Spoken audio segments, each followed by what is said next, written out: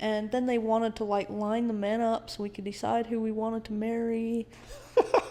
It was insane. And I think I had just tasted enough freedom, and I had talked to enough guys that I was like, hell to the no. I will never, ever live this life. We got a tarantula spider, and it was kind of like my pet. And it shed its skin and everything, and I was just obsessed with this thing. It would crawl all over me, and someone told Father.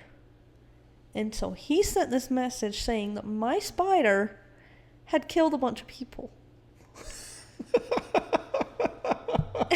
So I heard everything he said that I did and the babies I cut up, and I was just sitting there like, oh my God. Hey everybody, welcome to the podcast. This is part 2 of the podcast I did with my sister Sienna. So if you haven't seen the first one, go watch that one. This one will make a little more sense. Enjoy the podcast. It was a Sunday, and all of a sudden we get a call, and the mothers are on the phone for a few minutes, and then they come and they're like, I guess it's for you. And so me and Jaska go in our room, and it was Mel on the phone, and she read us this message from Father telling us that we were supposed to go live in Fargo, North Dakota with Mother and all of her children. And it specifically named every single one of her children. It specifically named that we were supposed to go to Fargo, North Dakota. And also, it told, I don't remember if it told Jaska this, but it told me that I had had venereal disease and that Heavenly Father had healed me of it, and I had to strictly stay clean and pure to not get it again. Dang. And what I didn't realize is by this time you had heard tons of crazy messages, but I hadn't heard any of that crazy stuff. So when he was saying this, I was devastated. And this is embarrassing, but the thing about it is, like, the week before I had a really bad UTI because, yeah, we won't say why, but we can say why, but I don't want them to know why. But it kind of became a punishment. But I got a UTI because after so many corrections from Naomi Jessup, then, I wouldn't let myself, go to the bathroom and stuff. To try and punish myself because I felt so wicked. I don't know. Because I was so immoral. But anyway, I had a UTI, the week before, and then I get this message that I had venereal disease, and it just confirmed that it was true. Because I just figured that's what venereal disease was. I had no idea. I had no idea what venereal disease was, and I still I know what it is now, but anyway, so it just confirmed it in my head. I was like, wow, I've been healed. Anyway, so we were told that Jaden was going to come and pick us up, and we were going to go meet Mother, and we were going to move to North Dakota. And in our message, Father said $12,000 to give us $12,000 to move. And so me and Jaska, we just hung up the phone and we went and started packing, and we decided we were not going to tell anybody what we were doing. And they were all just standing in the doorway, just what is going on? And we were just finally we are leaving this place. And so we told them, we're somebody's coming to pick us up in 3 hours, and they're coming to pick us up, and we're going. And I don't know what went on in their heads, but I was so happy. I was just thank God I am getting out of here. So you came and picked us up, and we drove through a snowstorm that entire night, and that was miserable. You were so tired. But anyway, we got to Denver, and was that time kind of relieving for you? Oh, yeah. Well, kinda. I don't know. It was definitely a relief for me because I had since this. Well, is what? Finish. No, I'm just saying this is backtracking. For years and years, I had this weird obsession with Mother. It was I was so attached to her in a weird way because I kept being separated from her. So it was anytime I got to see her, she was just my whole focus. And then I didn't get to see her for so long and had heard all these bad things about her. And now we were finally going to see her. And it was just like there was finally some hope in my life because of her. I don't know. It's so hard to explain. It's taken me years to get over that obsession with her.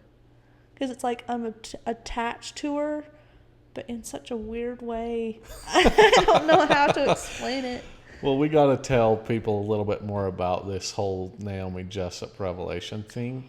And the only reason why, like, honestly, the part where she hurt people and stuff, like, that's really bad. But the part where she duped all those guys, like she duped Grandfather Merrill, she duped Rich Jessup. They were buying her things. They bought her a car. They were paying for her travel. She traveled all over. She said she was atoning for people like Father did, like with Hurricane Katrina and stuff. She used all her brothers, though. It was like she arranged everything in their lives. She was starting a priesthood school. Dude, I find it so funny they all fell for that. I know, but it's partly who she was, and I don't know. It's so crazy. But what's weird is this is about the time Sam Bateman started his thing, too. And you know, that was anime. Yeah, it was insane. Like, I don't know if Sam Bateman would have ever even done his thing if it wasn't for Anime, who's one of Dad's wives, basically giving them the authority. So let's talk about this later. Okay. I have some input on that. All right. So we go to Denver, pick up Mother, make our trips to Oklahoma to move them up to Fargo. We move everybody up to Fargo. We live in a hotel for like 3 days, and we had never been on our own like that. Like, you had been with your uncles. Mother had her brothers. Well, Mother had kind of been on her own, but, her brothers had helped her a little bit. We had been with our uncles, so we'd never so when we went before, then, they had got us a house. We usually had, like, uncles helping us or, like, giving us a job or helping us figure stuff out. But this time, it was like, we were go by live ourselves. Far away. Do not talk to a single soul, not even Grandfather Merrill. Do not talk to anyone. Do not see anyone. You go and you make your own way. You get you a house and you live by yourselves. And that was hard. It was hard. We go to North Dakota and we find this house. Oh, it was January and it had barely snowed like 18 inches. We had never seen winter like that. It was it was negative 20. It was negative 20, but it felt like negative 30. We had never been in that wind. We had never seen that much snow on the ground for so long. And it was insane. I remember us unloading the trailer. We rented the first house we found. Like, we just rented whatever house. And because we didn't have anywhere to live. And I don't know. We just did not know anything. Anyway, so we rent this house. We're moving in. And every 5 minutes we would have to go warm up because we did not have the winter clothes that North Dakota requires. We had zero fucking idea. It was insane. Well, it's just negative 20 for a couple of weeks. It's pretty cold, so yeah. Well, it's negative 20, but then the wind chill, it can get down to negative 40 sometimes. And it's very humid there, so you just freeze. Yeah. Anyway, so we moved there in January, rent our house, Father did give us $12,000, so we had the first couple months of payment and stuff. And then the job search began, and that was insane. You guys were, like, going to temp agencies, and you guys were going to, like, what do you call those places that work for a day places that give you a job for a day? Temp agency. Yeah, and they would give you guys all manner of jobs, and you guys would come home and tell us all these stories, and it was, like, it was hilarious, but also just weird at the same time, and that's when I worked at the DI for a couple days. And you worked at the DI? Goodwill. And Mother went and did laundry at a hotel. And it was just things I had never thought of before. It was just like, what is happening? And then you went to work for the cabinet place, and you started getting to know people there. And Well, that was an upgrade. oh yeah, From that everything was, else I was doing? Yeah. Oh, man, that was a huge upgrade. And then Mother and Barb got a job at this sewing company, and we kind of started getting settled in, and, you know, we had our failed business Oh, I attempts. got right onto starting businesses. You got into starting businesses, and you started your wood company, and I was, like, trying to design stuff for that. And Well, I had been building furniture for a couple of years. yeah. So you knew what you were doing, but we just did not know how to market it and how No, to... we didn't. But hey, you got to start somewhere. Hey, yeah, I made these lamps and these tables and everything, and then you put them all in this brochure. I did brochures, and we mailed them out, and we were going all out. I was like, let's start this business. Anyway, so we were busy on that, and I feel like, you know, when I think back about that time, it's kind of like I wish that we would have just kept going in that time. Because we went out and we tried fishing. We would go ice fishing. We didn't talk to anybody. We were just free. And we would go to the stores, and we started doing way more things. I bought 2 bikes. You bought 2 bikes. We started watching Trump videos because we were so into Trump at that time. Dude, that's when I sat down on my iPad. See, you were doing your iPad, but like me, I was finally just out from under the stigma of, you know, being under my uncles and having all this stuff. Like, we just did whatever. And we had a lot of fun, even though we were still pretty strict. Like, Yeah. And then we did start getting into videos and stuff, and I started getting into politics a lot at that time because it was like the only okay thing. Maybe it's okay. Yeah. You know? That's what all FLDS people do. And we would go like to the state parks, and I don't know, I just feel like we didn't have anybody judging us. We did not have a single opinion. For a whole year. Well, it was 9 months. And we were finally free. And this is also the first time all Mom's kids were there. We were finally living all together. We were just a family all now. the other times, it was 1 or 2 of us weren't there, Right. or we were off somewhere else. And anyway, I feel like, honestly, looking back, if nothing would have happened after that, we probably would have all eventually left and had way better, like, the things that happened after that would have never happened. But what happened is, after 9 months, some of Dad's family moved up to North Dakota. And that just ruined everything. So one day, then, we start finding out that people are moving up there and they're getting houses there. And, you know, naturally we want to see them and have to do with them and stuff. So we start talking to them here and there. And then eventually we start going over to their house. And I really wanted a puppy. So I ended up getting a border collie puppy. And then other ones of our, like, the other siblings, our half siblings that moved there, they started getting puppies. And one thing was, I got a border collie puppy, and all the rest of the girls got German Shepherd puppies, and my puppy was very looked down on because it wasn't what they got, you know. I remember feeling the pressure. The pressure on that so bad at that time. oh, the problems you guys made with those dogs. I know, it was insane. Oh my God. But I would say when we lived in Fargo by ourselves, that was kind of like when I started finding my independence and just Yeah. figuring out that being by myself was not bad at all. And there was nobody to judge and stuff. And so when those girls started coming around, I feel like I still kind of had that in me. It was just like, I just want to be by myself. And then with my dog, and the problem started with that. And, you know, there was a hierarchy in our family to an extent. You know, some Right. of the kids were better than others. And there was that there. So I feel like even us, we tried to please them to be, like, accepted by them and stuff. But because I had a different dog and stuff, I don't know what it was, but they never would invite me to their house.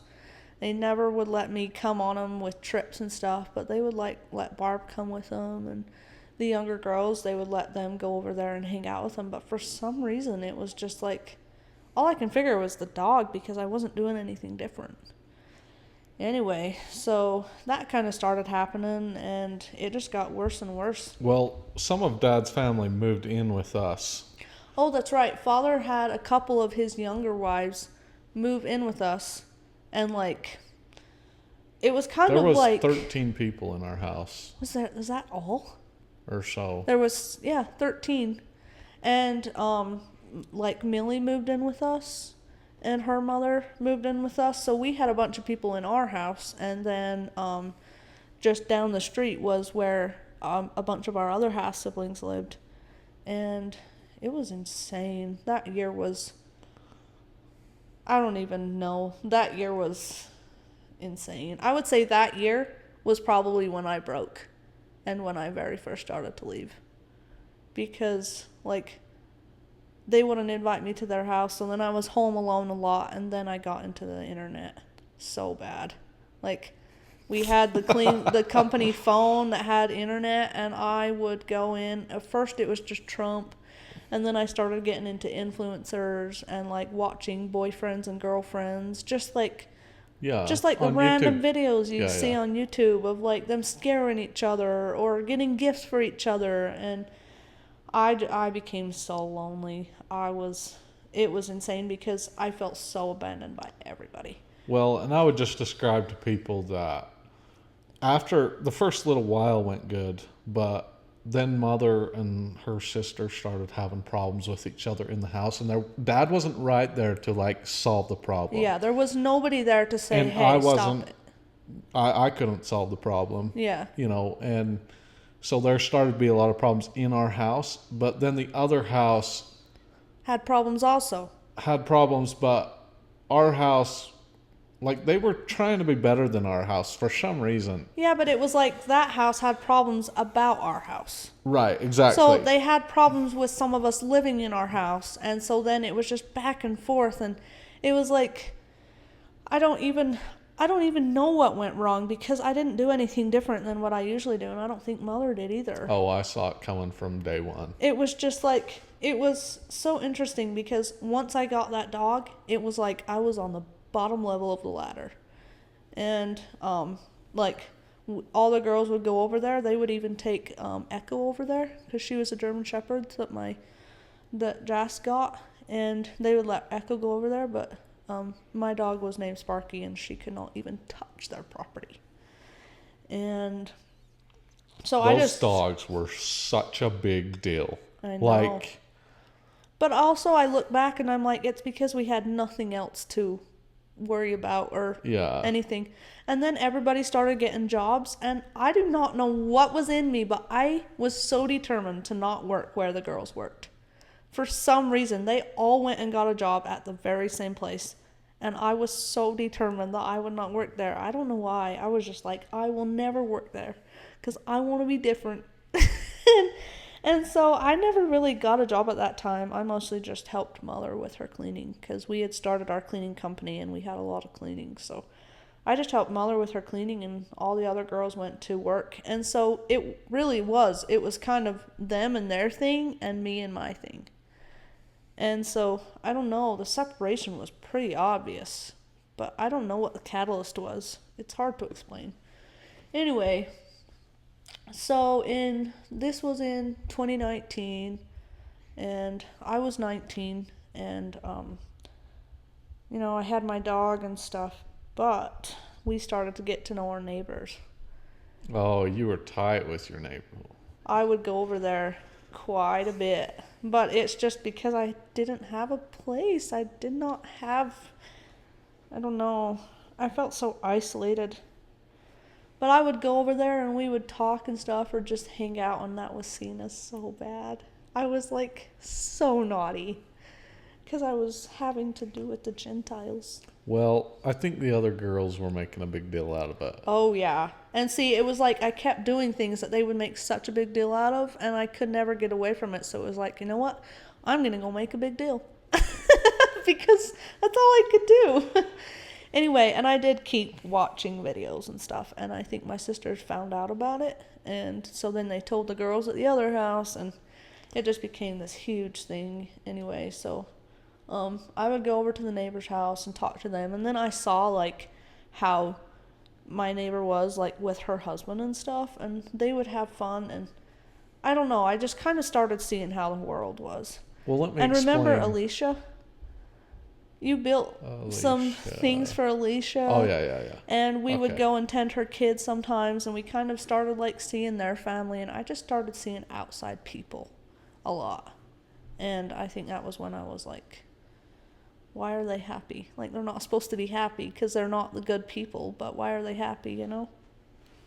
What were you going to say? I was just going to say that people need to understand better the dynamic between the girls. So in Dad's family, there was basically the girls from the first two mothers. Yep.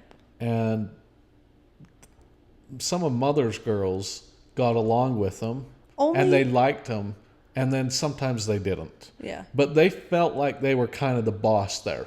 And it was like to the point where if you don't do what we want, we're going to fucking kill you. Almost. Yeah. Like, that was the kind of vibe it was. So, it was like, and I wouldn't do what they wanted. I would not do what they wanted because I knew I could see this coming from 1,000 miles away. Yeah. I refused to do anything they wanted. Okay, but you have to realize we grew up with that stigma. So it was like if you look at Barb with those girls, it was like she was always making their food for them. She was always serving them, and it was partly our fault because we wanted to. We wanted to be accepted by them. Right. Because they were important, and they were like the good people, and they were like the neat... In the hierarchy, they were the highest.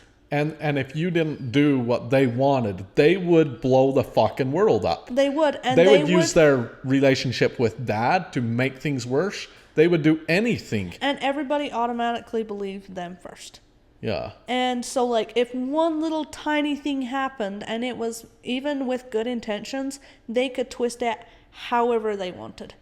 So if you did not even mean to do something bad, like if you were walking down the sidewalk and someone was passing you and they just stopped and wanted to pet your dog and had a small conversation, and those girls would find out about it, you were like the wickedest person on the planet because you are. They would just make a big problem up because they could. And but the thing is they would talk to Gentiles and it was just fine. Yeah. So I never understood. I'm like, why can you do it and I can't?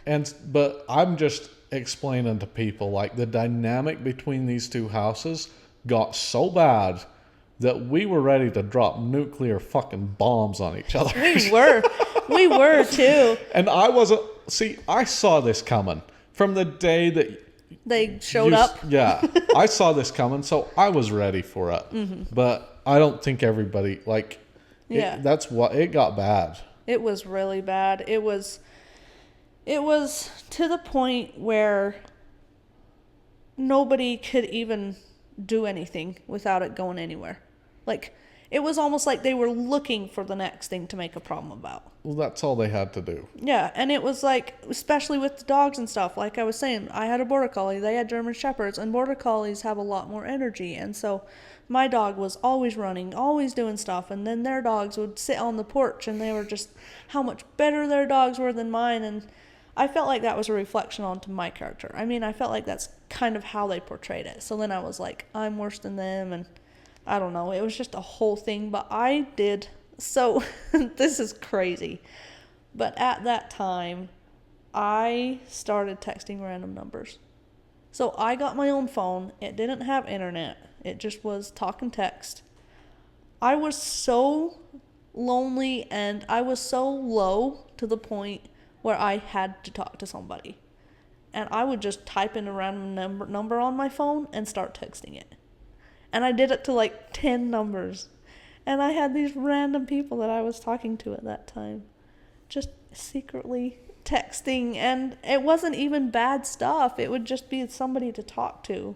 So, yeah, it was really naughty. But then we bought the house in Durban. And I think I probably did push for that house because of my dog. Yeah. And I needed somewhere to go. But I had high hopes for Durban. I mean, I was the one out there pounding the walls down and remodeling the place. And that's good. I really wanted it to work because of the dogs and because getting away from those girls was like necessary. Like, And one thing I'll say about the girls is like, it's not that we're not saying they're bad people. They're good people, and it's just the dynamic of human nature in those situations. Especially when you have so many people in one place, there's always going to be some that are above others. And the girls aren't bad, and they're really good people. But there definitely was a stigma. There was a dynamic. There was something there which I don't even know what to name it. It was just... Well, I knew that the only way to win is to not play their game. Yeah. And I never play their game. Yeah, I was right in the middle of it. I was right in the middle of it, but I just could never get on top. I could never get on their good side, no matter what I did. Yeah. No matter how much I agreed with them, for some reason. Anyway, so... and they know now, like, that's bullshit.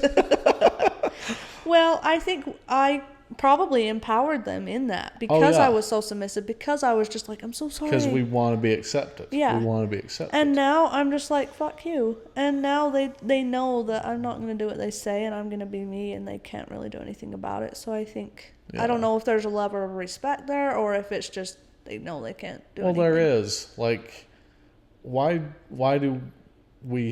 does somebody have to think they're so far above somebody else? It's crazy. You're a fucking human. And get over your fucking ego. They might have thought, oh, I'm better than them, but I don't think even in their minds that they were just like, I'm so much higher than them. But it was definitely there, especially for us lower ones. Like, okay, but they've been in a situation where they've been able to manipulate and control things for a lot, and you can't let that go. And it's kind of one of those things that people will always believe them over me.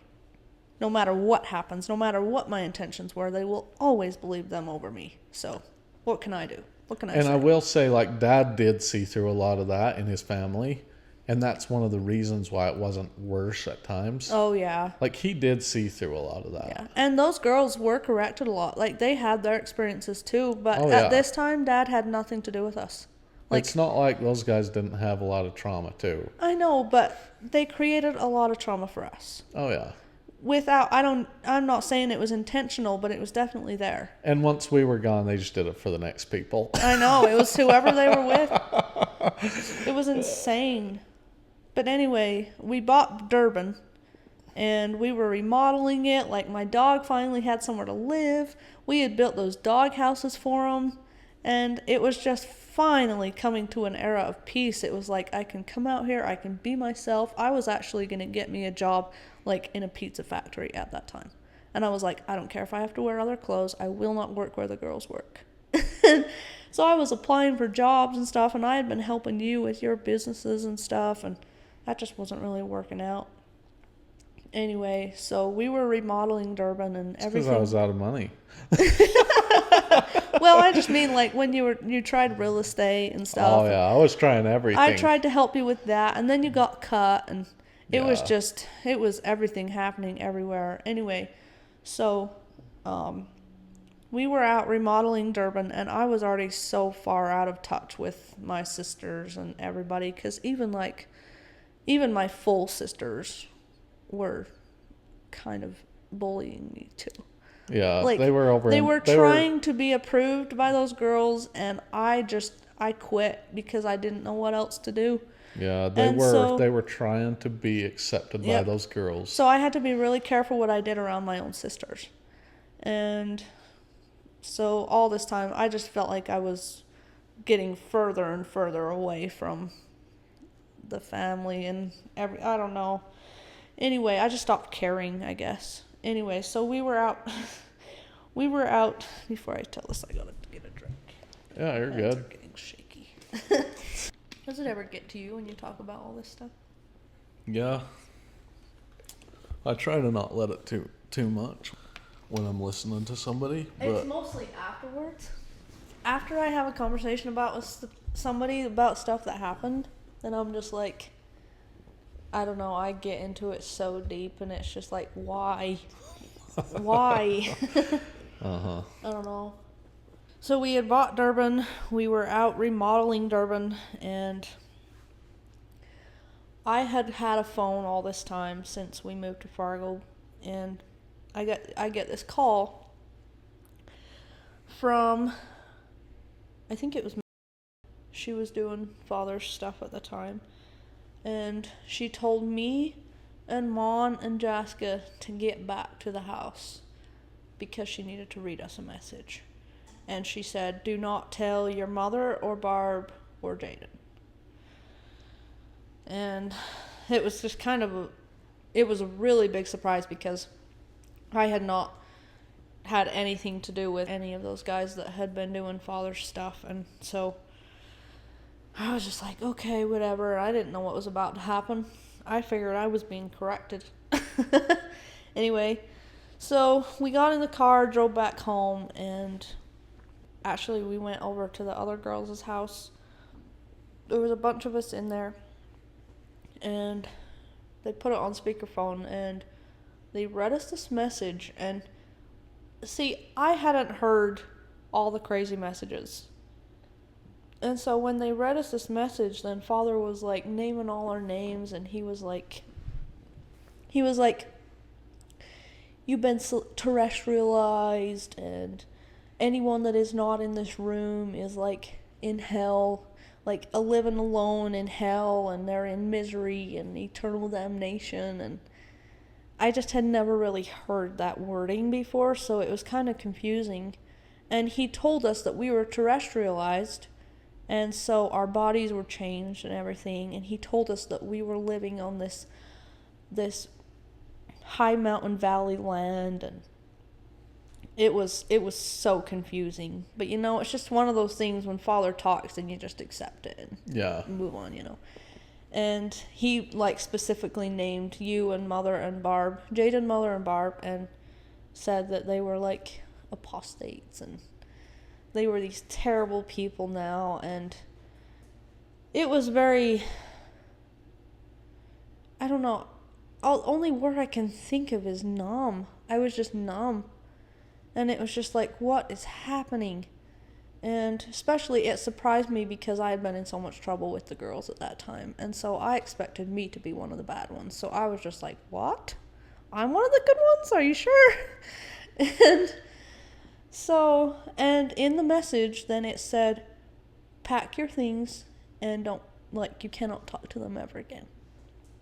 Anyway, so I was in a daze, and we went back to our house and we started packing our things. And I remember Mother and Barb were just sitting there like, what the hell is going on?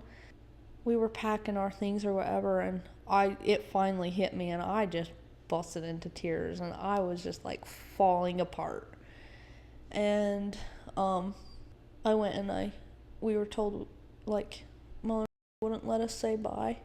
She was like, you can't say bye, you just need to go gather your stuff, and we're moving out. Anyway, I went and closed Mother's door, and I was like hugging Mother and Barb and telling them bye, and I was losing my mind. It was crazy. But I had been, texting these random numbers and stuff, and I still had my phone, and so I had already been sinning. So it really surprised me that I wasn't part of the good people. Anyway, so we moved our stuff out of that house and never went back.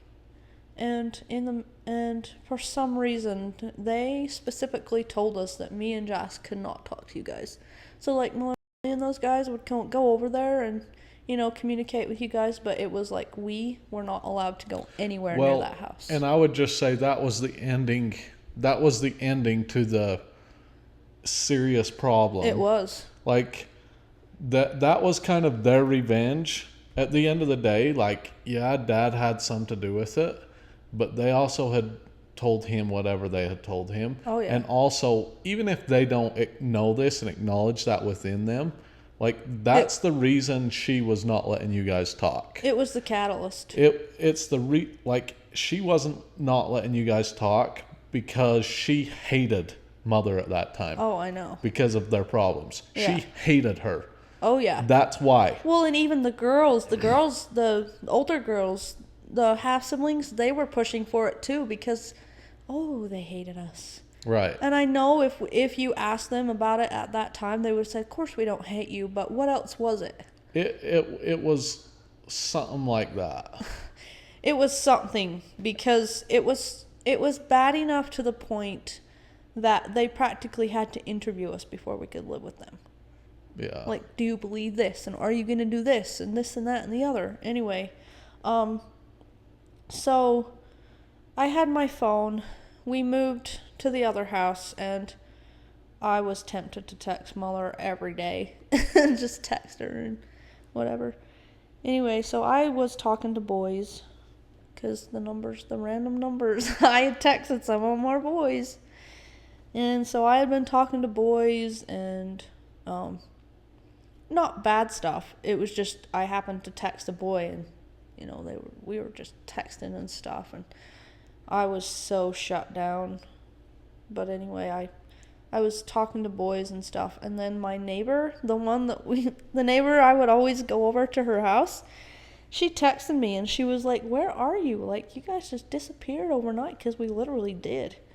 And I was like, well, Father told us that we couldn't see our mom anymore, and that we can't talk to her or whatever. And she was like, well, do you have a message I can give her? Like, should I tell her anything? And I was like, I mean, I guess you could tell her that we love her and miss her and stuff. And she was just like, and then her sister, the house we rented was her sister's house, and she started texting me, and she was like, I will adopt you.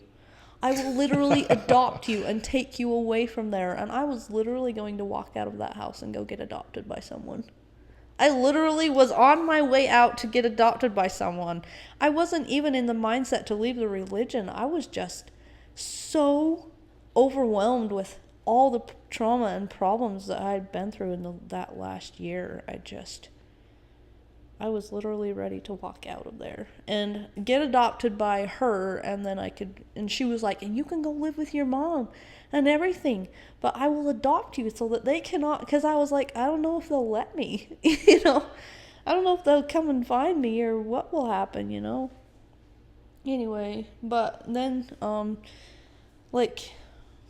was thinking about it and stuff, and I was still talking to boys and everything, and, then the girls decided that they were going to move us down to Horus, which is 15 minutes out of Fargo.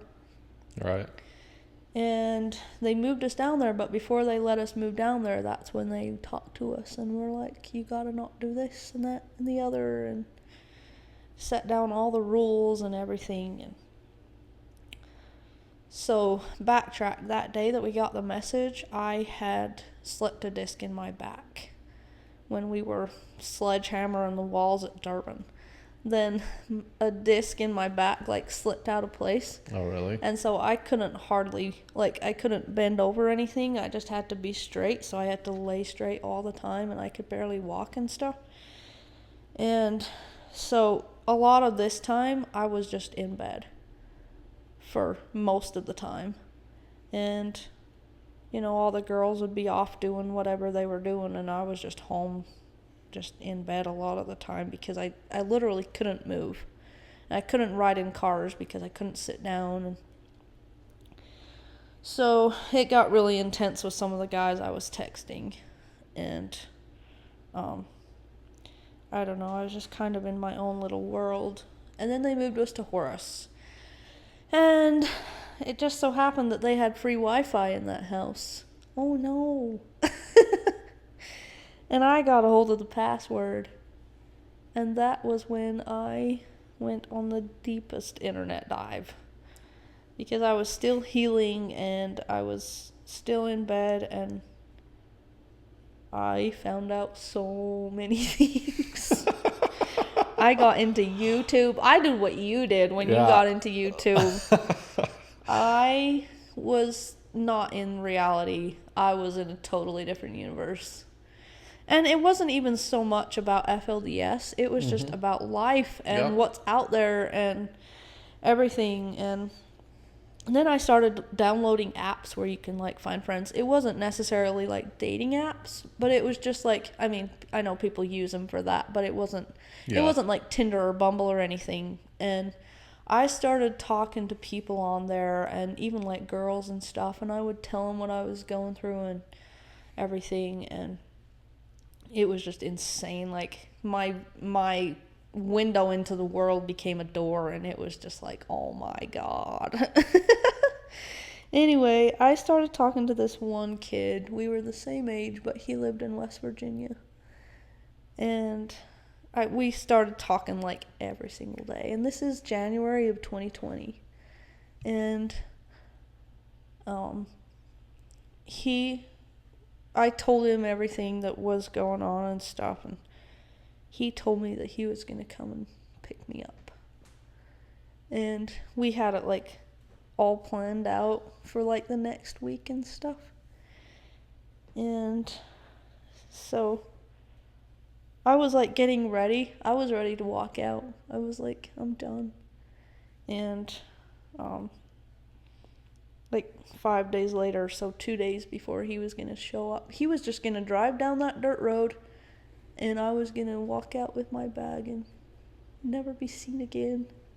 Anyway, this was after we had moved away from you guys and stuff. Anyway, so, like, 2 days before he was going to come, then we did this campfire thing and roasted marshmallows, and they had made all these cowboy jackets and they had gotten all this stuff. Just, I don't even know why they got it, but anyway, so we were, out there playing around, and I was finally, like, able to be up and walking around most of the time and stuff. And so I had a really nice phone at the time, and so I took most of the pictures just about over the campfire and the stuff we were doing and stuff. And then the next day, then one of the girls came and asked me if they could get the pictures off my phone, because we would do the airdrop thing, so everybody could have all the pictures. And so I opened my phone, and she was airdropping them, and then she took the phone into the other room. She was like, I'm going to go in there and sit down and airdrop them all. And so I was like, okay. But I had been very, very careful to delete every text that ever came through. So it would come through, I would reply, delete. So I deleted everything, all the numbers. Like, if I had numbers to these guys, it would name it something totally different. And so nobody had any idea. Anyway, so I was like, yeah, it's fine. Like, there's nothing on there for him to see or whatever. And so I let her take my phone. And she came and gave it back to me, and life went on as normal. And then the next day, then I want to say her name because I want her to go to hell. Go to hell. One of the older girls came and got me and took me upstairs into her room and sat me down on the bed, and I was just like, what is going on, And she pulled out her phone, and I had my phone still, and she pulled out her phone and showed me screenshots of my phone. So, like, she had taken a picture of my phone, and I had forgotten to delete, like, the last 2 texts. Yeah, that was a mistake that I will never forget. Yep, even I heard about that. Did you? Yeah. Anyway, they had taken pictures of my texts, and I think I had sent him a picture of me, not even without clothes on. It was just a normal picture of me. Yeah. And she told me that I had to hand her my phone, and that I couldn't live with them anymore, and that I wasn't worthy to be around the family if I did that and stuff. I don't know, it was... So I packed up a few things, and they moved me into a house in Fargo. And there was a couple of other people living in that house, but they were worthy enough to go to the main house where everybody was living. Same deal. So Houses, a bunch of houses. Now that everybody's in North Dakota, the same fucking thing. Yep. Houses where people are worthy, houses where people are less worthy, and it's still that way up there. I know, it is. It really is.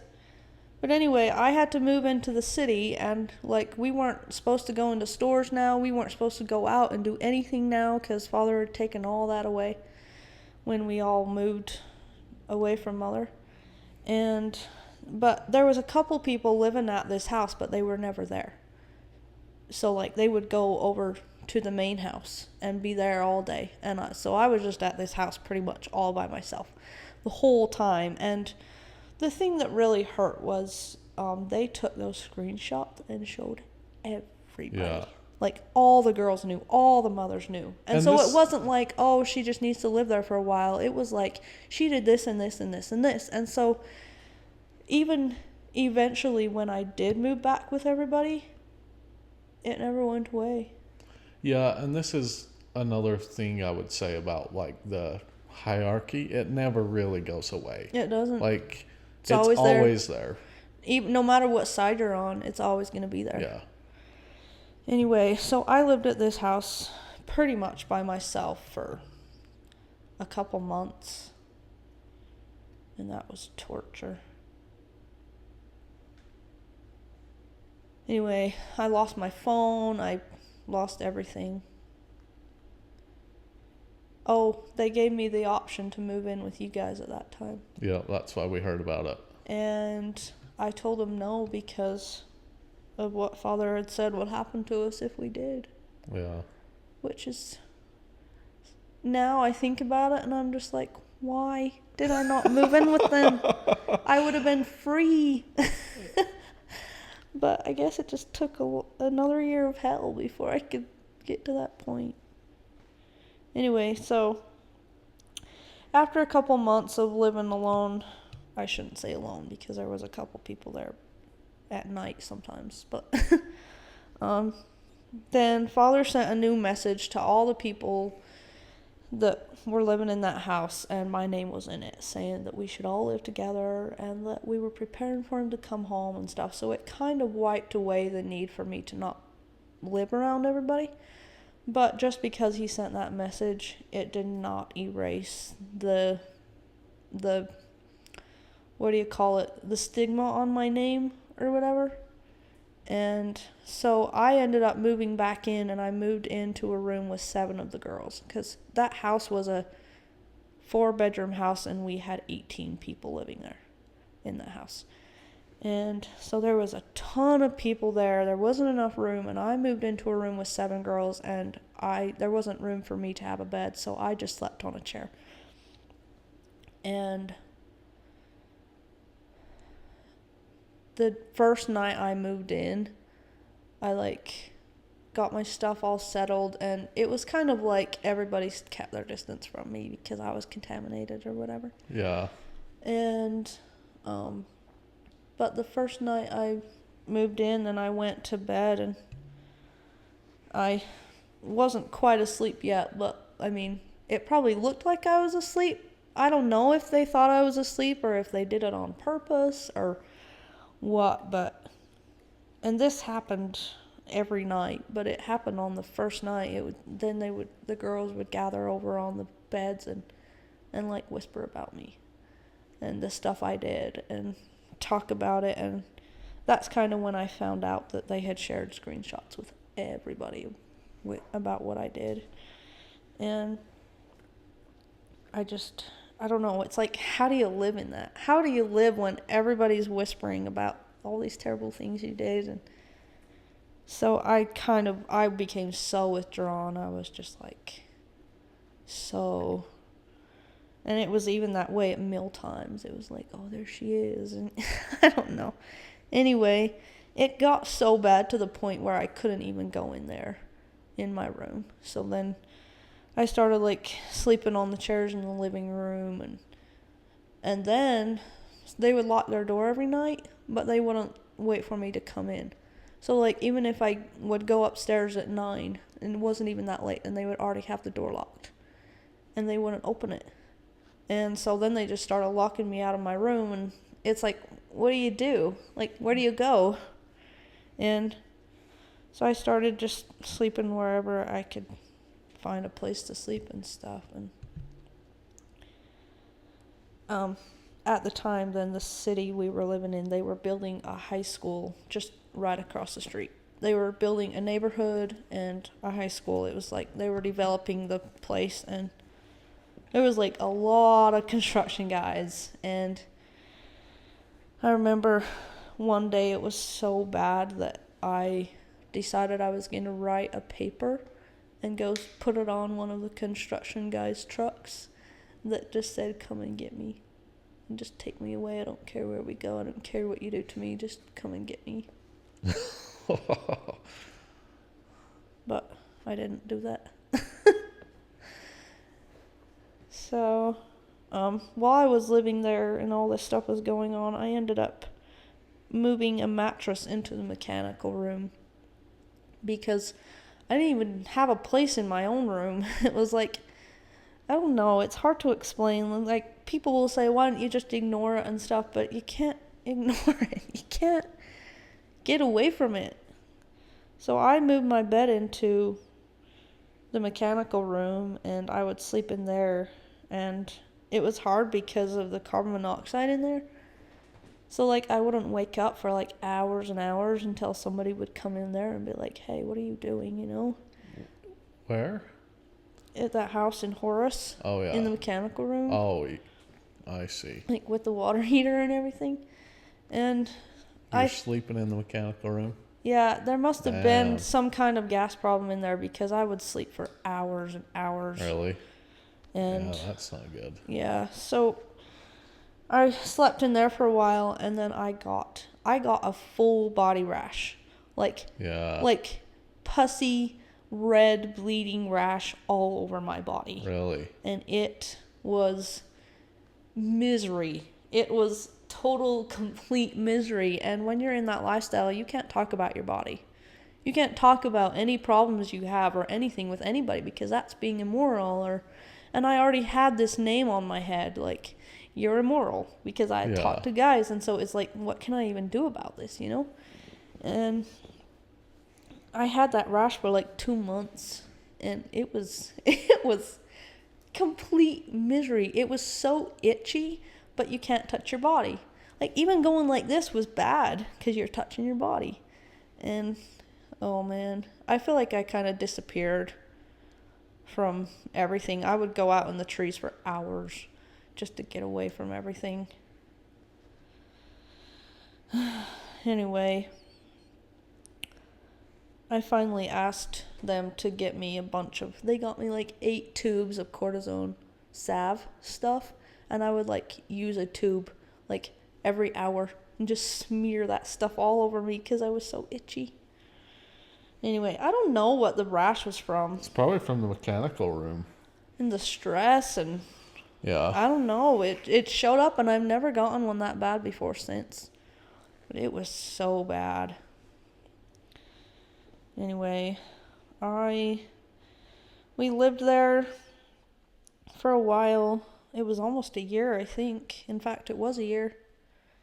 And then one day, they called again with another message saying that all the girls got to stay at that house and still hear father's messages, and all the mothers had to move away. I don't know why. And I almost wonder if the girls kind of duped father into doing that, duped him into that. But that's actually funny. I don't know, but all the mothers had to move away. Uh-huh. So they all moved. They all moved to a different house, and all the girls stayed in this one house. And by this time, it sucks to be brainwashed, doesn't it? You just are at the mercy of whatever. I know. Fuck. And so we lived at this house, and all the mothers had moved out, and by this time everybody had kind of just like started talking to me again, I guess. Like, I wasn't like the favorite or anything, but I could kind of live. And the mothers moved out, so that made it so we had a lot more room. So there was still at least 12 of us girls there. But we spread out a lot and stuff. And anyway, it was like that for a little bit. And then one day Joe's called and said she had messages. And they passed the phone to everybody except me. And they just didn't even say anything to me. So I was like, what's going on, you guys? And they just all started packing up. And they're just packing their things. And I was just like, whatever, Damn. And then finally, one of them was like, yeah, we're moving out. And I was like, oh, I must not be, So then I was just the only one left there. And so then they moved the girls out. And then after a few days, then all the mothers moved back into that house. So it was me and a whole lot of mothers.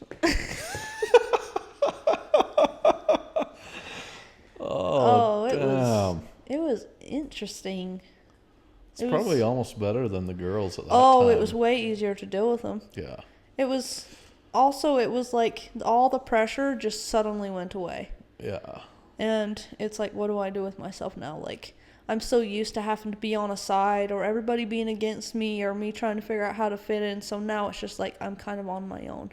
Like, I could shower whenever I wanted. I could go outside whenever I wanted. And it was just like, whatever, I mean, there was still a stigma there, but it was not nearly as bad. And so then all the mothers moved in, and it was really awkward because living around that many mothers with just one or two girls is extremely awkward. Mm-hmm.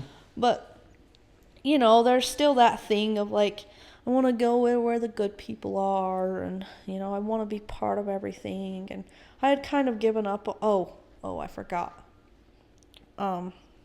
When they took those screenshots of my phone and I moved into that house, that was probably the first time I ever, like, considered suicide. It was like, anything would be better than this. Like, if I can't leave, if I can't have any way to get a hold of anybody and leave, then I would rather just, what could be better, Yeah. But anyway, so when all the girls moved out again, it was a relief, but also they had all gone and moved on and they were the good ones and I was one of the bad ones, and it was just like, what do you do? Yeah. I don't know. Anyway, it was like that for a little while, and I don't know. That's kind of when I just started doing my own thing. This whole time I'd kind of just been doing my own thing, but I was to the point where I was like, I do not give a single fuck. Like, I will do whatever I want. And then after a few months, then Father decided that I could come and be with the good people, and that was I wanted to come be with the good people so bad, but what I walked into was insanity. Like, this was at the time when he started giving the most insane revelations. And he would call every single day from 8 p.m. to midnight because that's when they would let him use the phone, almost every single day. And so when I finally got to go be with the good people, it was like, this is so fun and everything. And then the first day I get there, then they're like, hey, you got to get up because we got to start our trainings. And it was like, Father would call 8 to 12, and then he would say, re-listen to this for 5 days in a row. And this is in 2022? One. So the year had changed to 2021, and we were all still living in North Dakota, but in different cities. So we had kind of all moved out of Fargo now, and we were living in Minot at the time. Anyway, so he would give a training every day, say listen to it for 5 days in a row, but then there's one every day. So some days we were listening to 3 4-hour trainings. So that's 12 hours of trainings. And then sometimes he would go back and say, listen to this training from a month ago or whatever. And so every day it was constant. It was like from 5 in the morning to 9 at night. We were listening to these. Insanity. Oh, it was crazy. I remember the first time hearing it, I was just like, what the fuck? And the thing about it was the first training I heard was about me, because they hadn't listened to it the 5 times before I came. So I heard everything he said that I did and the babies I cut up, and I was just sitting there like, oh my God, what is going on? And it was insane. And then at the end of every single training, he would say, do not talk to this to anyone, not even among yourselves. If you do, you will go to hell, and you will live an everlasting life alone in hell. And when he would say hell, he would give 4-hour trainings on what hell was like. And like what the chains felt like, and what the fire felt like, and what was going through our minds in hell. And it was a very, very vivid picture of hell, which I would prefer to listening to him at this point. But anyway, yeah, I heard everything about what I did and the drugs I took and the babies I cut up, and dang. It's even now I disassociate from it so bad, because it's just like, what the fuck? Like, who even imagines those things? Anyway, so that's kind of what I walked into, and I had not heard any of the crazy stuff. Did you believe it? So the thing about him is he would say, this happened, but you don't remember because God removed it from your memory. And in my mind, it was either like, this is crazy, or I just don't remember. And I just have to trust that something's going on, because I don't know. And the thing about it was when he would say stuff and I would not understand what he meant, like he would tell us we did stuff, and I was like, I wanted to ask somebody, I was like, did you see me do it? Like, did I actually hurt that person? And it would be person in that room. It would be people in that room that we cut apart. And I wanted to ask him, I was like, are you sure? I cut you? But I couldn't. It's a mental trip. It is, and we couldn't say anything to anybody. And I would look around that room while he was talking, and everybody was just like in a daze, because like we couldn't discuss it. We couldn't be like, hey, it's okay, you know? And we would just have to listen to all these murder stories and all these terrible, terrible things that happened. And it was just insane. It surprised me, because I had not heard such insane stuff.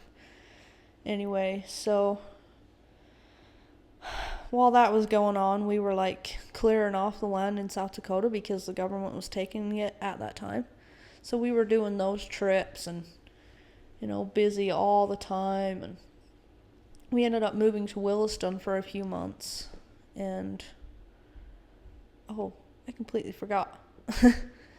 Clear back in 2019 at the end when we left Mother. Are you able to clip this and put it right there? Because, I don't know. In 2019, when we left, when we were taken away from Mother again, we had to sell our dogs. So it was like, get rid of all your dogs, all your pets, and everything. Like, you can't take them with you. Yeah. So I had to let Sparky go, and we had to sell all our dogs. And I don't know, we kind of got dogs in the beginning just because we were compromising enough and needed something to do that it was like, let's get them. So then we had to let them go, and that was pretty hard on me. But now, fast forward to 2021, we all moved to Williston, and everybody starts talking about getting dogs again. Like a few years of repentance, and now we're going to compromise again. But so we moved there, and, you know, we're hearing these revelations all the time, and it's just insane. Through the process of getting everything off of the land in South Dakota, then the deadline came, and the girls hadn't gotten everything that they wanted to get. So they went to the sheriff, and they were like, is there any way we can get like these certain items off the land, because we need them? And the sheriff was like, well, because we weren't allowed to talk to the people that took the land. I don't even remember what their names were. Yeah, just so everybody knows, basically some ex-FLDS filed a lawsuit against Warren Jeffs, and because he didn't respond, it went to default judgment, and they took the land up there. Yeah, that was kind of like their payment. Right. Was the land. They gave them the land. Anyway, so they were taking the land, and it had years and decades worth of stuff on that land. It was a mess. The girls started communicating with the sheriff, and they finally worked it out, and we went and got a trailer load of stuff from the apostates that took the land from us. And through that whole process, we ended up at the sheriff's office and visiting with the sheriff just to talk about the stuff we wanted to get and make a list and stuff. And that was kind of like the beginning of going to see the sheriff. For some reason, it was like a break. It was like the fun thing to do. It was like the secret fun thing we were doing, and we would go down there, every other week and go see them and hang out with them. And they were very inviting. They were very like they would take us up to Custer State Park, and they would, let us shoot their guns and just stuff that was so naughty. But we were just so stressed out from hearing these revelations all day and dealing with everything that we really went down the rabbit hole with these guys. And just kind of became the thing to look forward to. And any time that the girls were stressed, the older girls were the only ones that could decide. Like, I couldn't be like, I need a break, I'm going to go see these guys. It was only the older girls. Right. And every once in a while, they would let me join them. And at this point, now they're Dad Scribes. They've been Dad Scribes for years, though. So they're kind of in charge. They're in charge of the money, of the revelations, of what people can get and what people can do. Like, people will ask them if they can get things before they buy it and stuff. So they were just in charge of everything. They were in charge. Even when I had to move to that separate house, they were the ones that decided. Like, they were the ones that decided I wasn't good enough and stuff. So, yeah, they're kind of trying to... They are, but they're kind of trying to do what Dad says. Kind of, but they do it in their own interpretation. So if Dad said one little thing about someone they didn't like, they would punish them to the fullest extent. Yeah. So, like, with me, I wasn't particularly their favorite. I feel like if one of the other girls had been doing that, in fact, one of the other girls did do that, were talking to people, and they just took their phone away from them and let them stay there. But when it came to me, then it was like, nope, you have to get out of here. Yeah. So I feel like they interpreted their punishments according to however they wanted to. Of course they do. And it's insane. Oh, it pisses me off. I'm like, that was so not fair. Anyway, so we go start seeing the sheriff a lot. And it, like, others of the family started finding out, and Hegeman and those guys, and they were like, you gotta stop doing that, and whatever, but they didn't stop doing that. After a few months, then I became a bad person again, and I guess I killed a bunch of people, and Dad decided that I couldn't, listen to his insanity anymore. So I had to move back down to Minot into a house with a bunch of mothers, and that was hard because, I don't know, it's hard being downgraded. When you're among the worthy people and you get downgraded, then you just feel like shit. Exactly. Anyway, so I moved there, and I was quite rebellious at this point. I was just like doing whatever, whenever. I was going out with my hair hanging. I got the girls to buy me a bike, and I was just all over the place. But the stupid thing is, I was letting my hair hang, but I still wouldn't let myself call you guys. Yeah, and I would just say from the time that you guys left to this point, the absolute insanity in your guys' brains was at a level I had never seen before. Yeah. Like the mindset that even all the girls that we were having all those problems. Yeah. Like everybody that kind of went and they were listening to all those messages that Dad sent and everything. Yeah. Even though they were kind of in charge, the insanity was insane. I know. Like 2 years earlier, they would have condemned you for buying a bike. Oh, yeah. But then now, all of a sudden they're doing it. Right. They're doing it and they're buying you one. And Yeah. their whole justifications have switched. And the insanity is just on a level that I could never describe to anybody.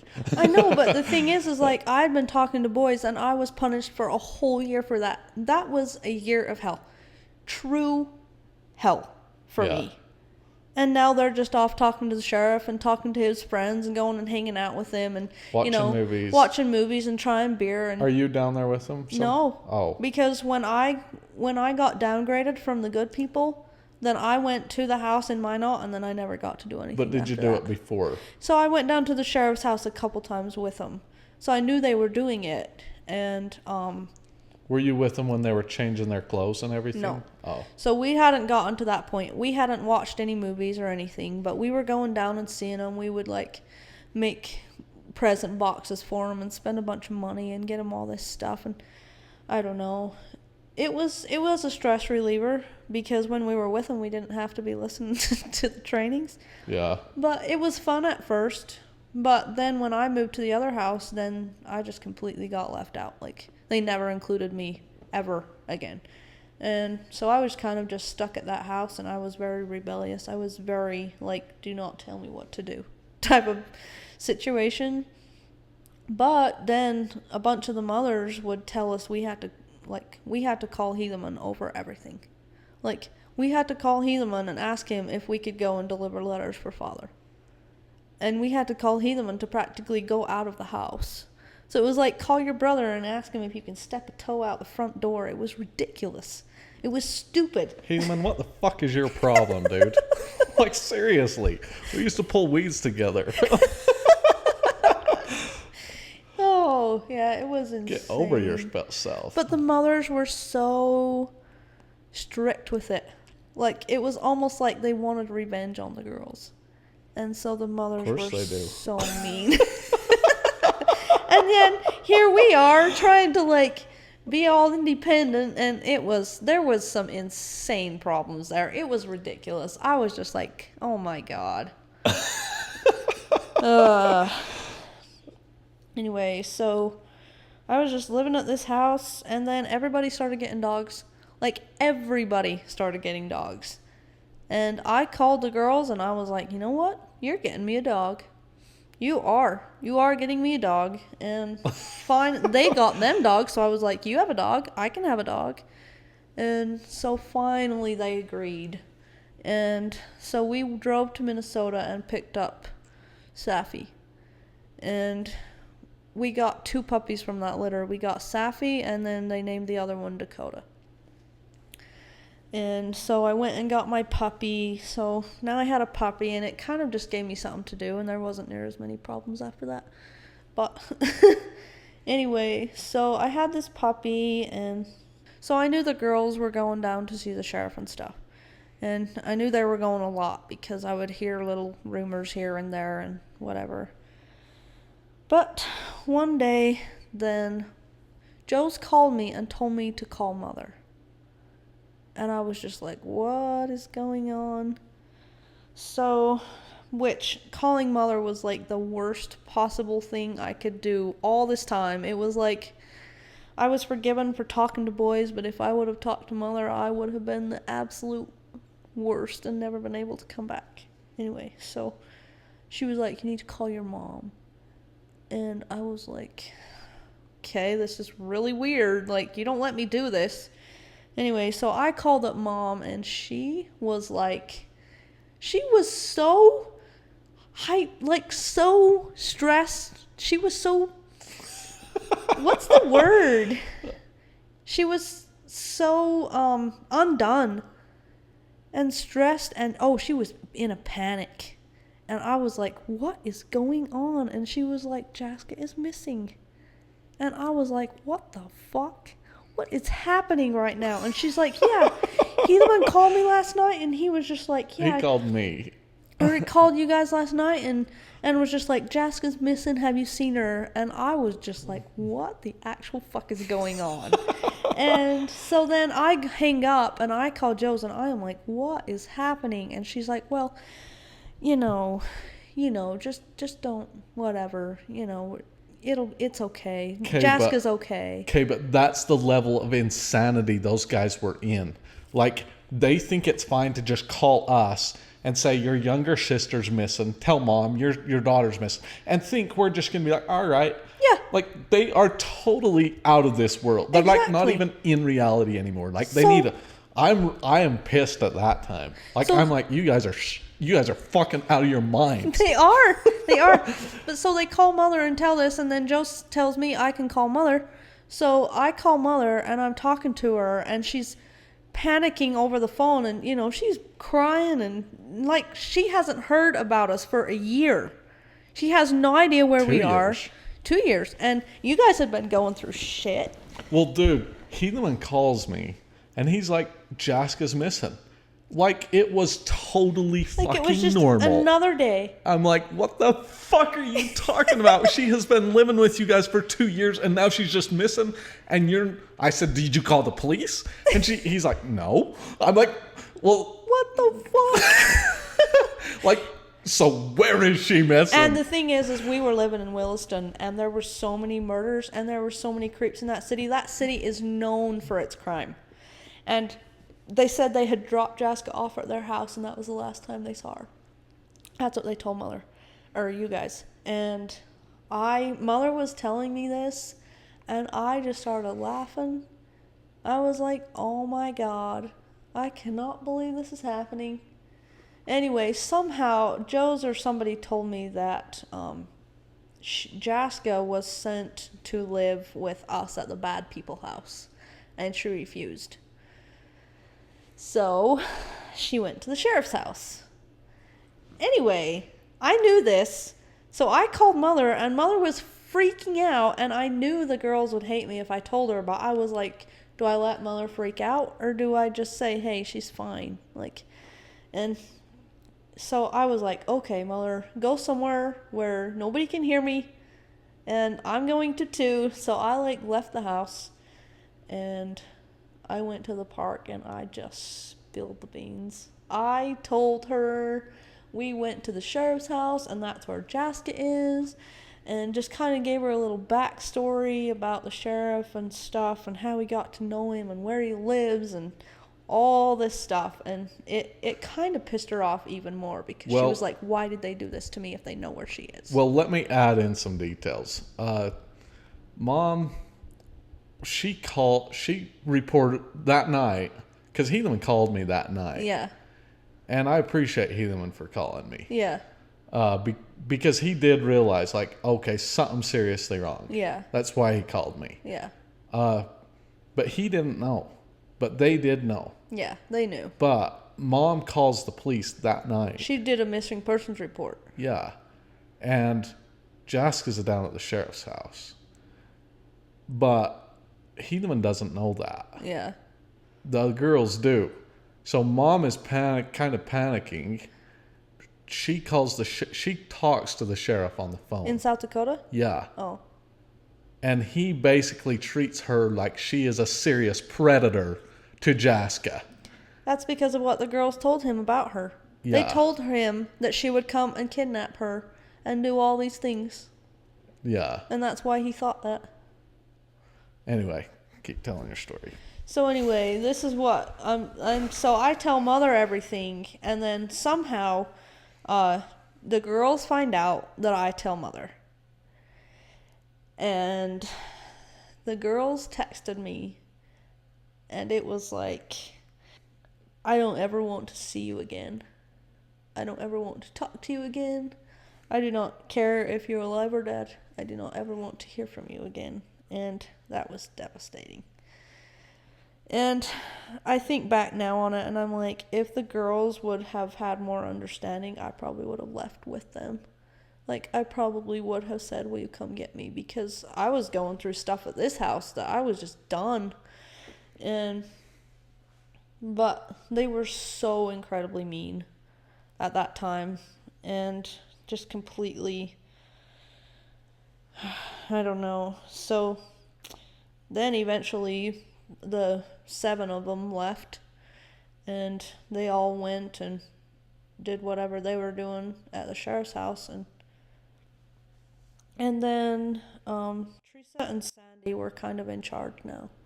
Because after Joe's and those guys left, then Teresa and Sandy kind of took over, and they would come and see us and everything. And I was considered a good girl because I didn't leave with the rest of the girls. And so all they those were girls that had been condemned. all the girls that had made my life an absolute hell were like apostates now. Yeah. Anyway, so Teresa was like, we're going to move all you girls up to Williston where you're away from this. All the stuff, the drama that was going on in my knot with just all the mothers, and it was a big fucking deal. So Teresa and Sandy move us up there, and you know, I take my dog and we come and meet you guys, and we pick up Pixie, the little border collie that I had bought from you guys. And so that happened, and we moved to Williston. And it was like, because I didn't leave with the girls, I was good. Like, I was still faithful. And then we moved to Williston, and there was 2 houses in Williston. There was a Good People house, and then there was our house. And every day then they would come and pick us up and our dogs, and we would go over to their house and just like spend the day with them, because it was kind of just like me and like 4 other girls at this house. So we were just kind of on ourselves by ourselves, you know. So they would come and pick us up, and we would go over to their house and just spend the day outside in their yard, because they had a big yard. And it was really fun because I had 2 puppies and they were a lot, and you know, just get out and do stuff, and they had a garden and stuff. And anyway, after a few weeks, then it was like my goodness just went away. I don't know where it went. It was just like I started like training my dogs how I had trained them, and I had had this Sparky before that, so I had had some experience. So I was like training my dogs and just the basics at first, and it was like one day they saw me training them or something, and they didn't agree with my training methods, because I was into a very positive training method. And they were into like choke collars and shock collars, and I was so determined that I wasn't going to use those. Anyway, so I was training my dog different from them, and the dog thing came up again. It was like my dogs were the worst dogs on the planet. And so then they started saying, you can come over, but you have to leave your dogs. And I was like, I'm not going to leave 2 tiny little puppies at this house all day. Like, that's just ridiculous. Anyway, so I just started staying home with my puppies, and then it got to where they would come and secretly pick up the girls, which I don't know why, because I was not even throwing that big of a fit about them taking the girls. And of course I felt left out and everything, but I was just like, what is going on? And so then they started leaving me at the house for hours on end, sometimes overnight, and I was just by myself. I couldn't go anywhere. And at this time, I had been talking to Mother every day, because they couldn't stop me at this point.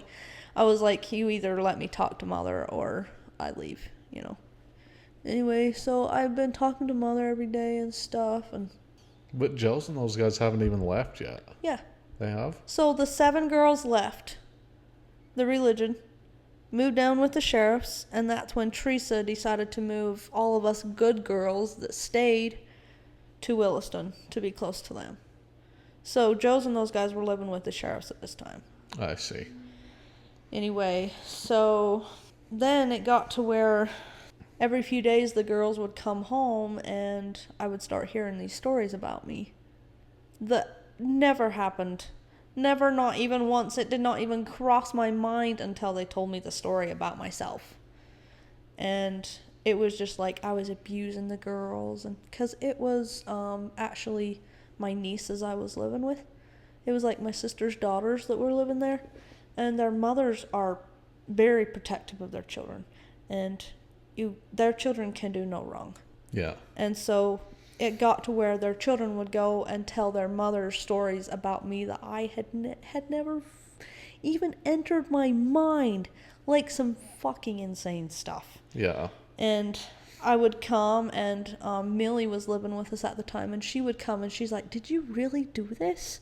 And I was like, what the fuck are you talking about? I haven't even thought of doing that. Like, that's insane. And then they put up cameras all over the house, so I couldn't leave the house without them knowing. I couldn't walk outside without them knowing.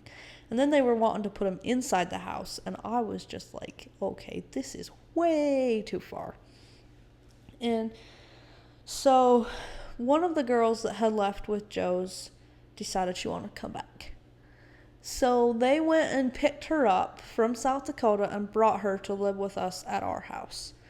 And, you know, she was supposedly all good now and wasn't going to leave anymore and wasn't an apostate anymore. And everybody was so proud of her for coming back and choosing what's right and whatever. But it was very clear she was not. She was not choosing to come back. It's just because she wasn't my sister. She was my cousin, and her father convinced her to come back. So she came back and was living with us, but then a couple weeks later, then Joe and the sheriff came and picked her up again and took her back down there. So she decided to go back and live with them. Anyway, just the girls leaving and everything was so fresh, and so everybody was so worked up over it at this point that when this happened, then I was ready to leave. I was like, I can't stay here anymore. And so I begged the girls, please, please take me. Take me with you. I have to go. And they were just like, no, you can't come with us. Oh, that pissed me off. I was like, anyway, so the next day, then Teresa and Sandy came over and, you know, found out everything that had happened and how the girls had come and picked up my cousin and taken her back and everything. And So the girls that left wouldn't come get you? No. I tried to get them to take me to the sheriff's with them so I could leave because I couldn't be here anymore. And I was at my wit's end. Anyway, so You'll never fit in with them. Nope. Never. But anyway, so I called Mother that morning and I was like, please come and pick me up. Please. Anyway, and she didn't know where we were living, so I told her, I was like, this is where I'm living, please come pick me up. And so then I went to Teresa and Sandy and I was like, Mother's gonna come pick me up. It's either that or I leave. And they were like, well, we don't want you to leave, so you should just go spend a week with her if that will help you or whatever. And I had no intention of just spending a week with her. I had no intention of going back there.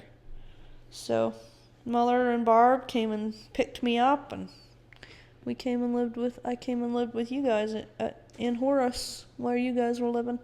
Brought my puppies and everything. Came and lived with you guys.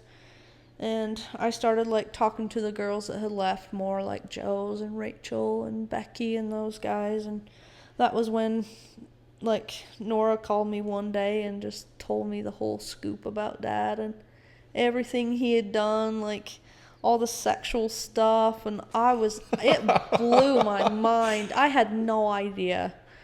But you're like, I've been listening to how I cut up a bunch of people, but that's pretty interesting. I know.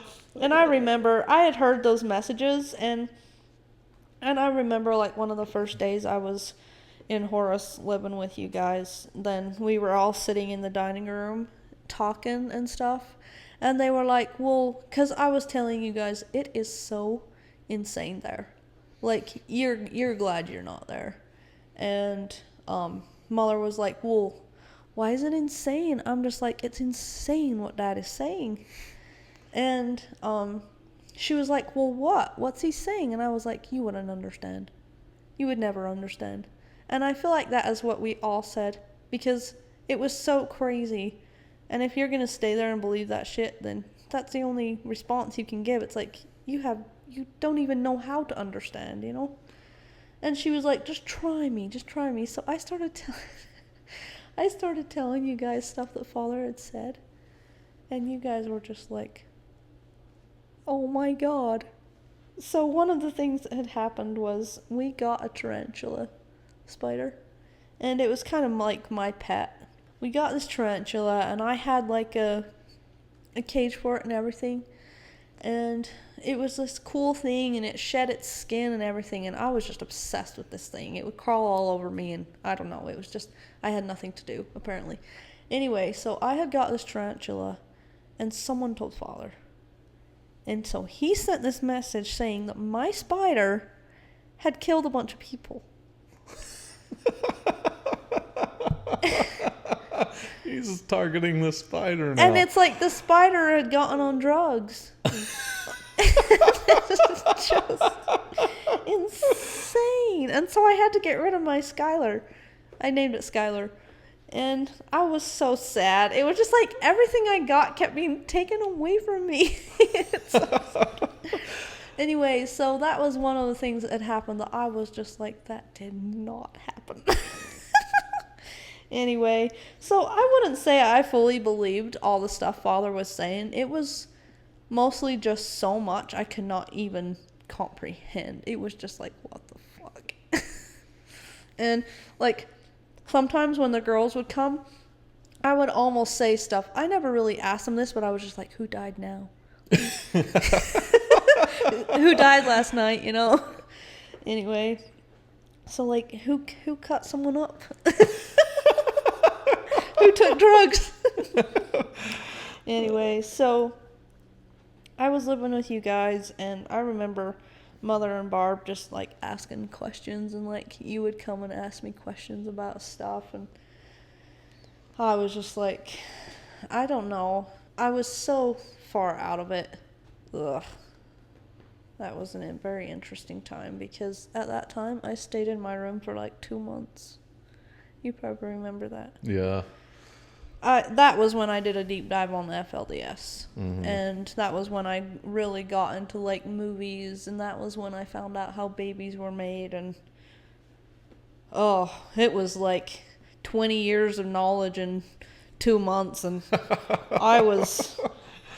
I remember Mother and Barb knocking on my door, and I would never open it. I was just like on my phone 24/7 because you guys had Wi-Fi, and I would, oh my goodness.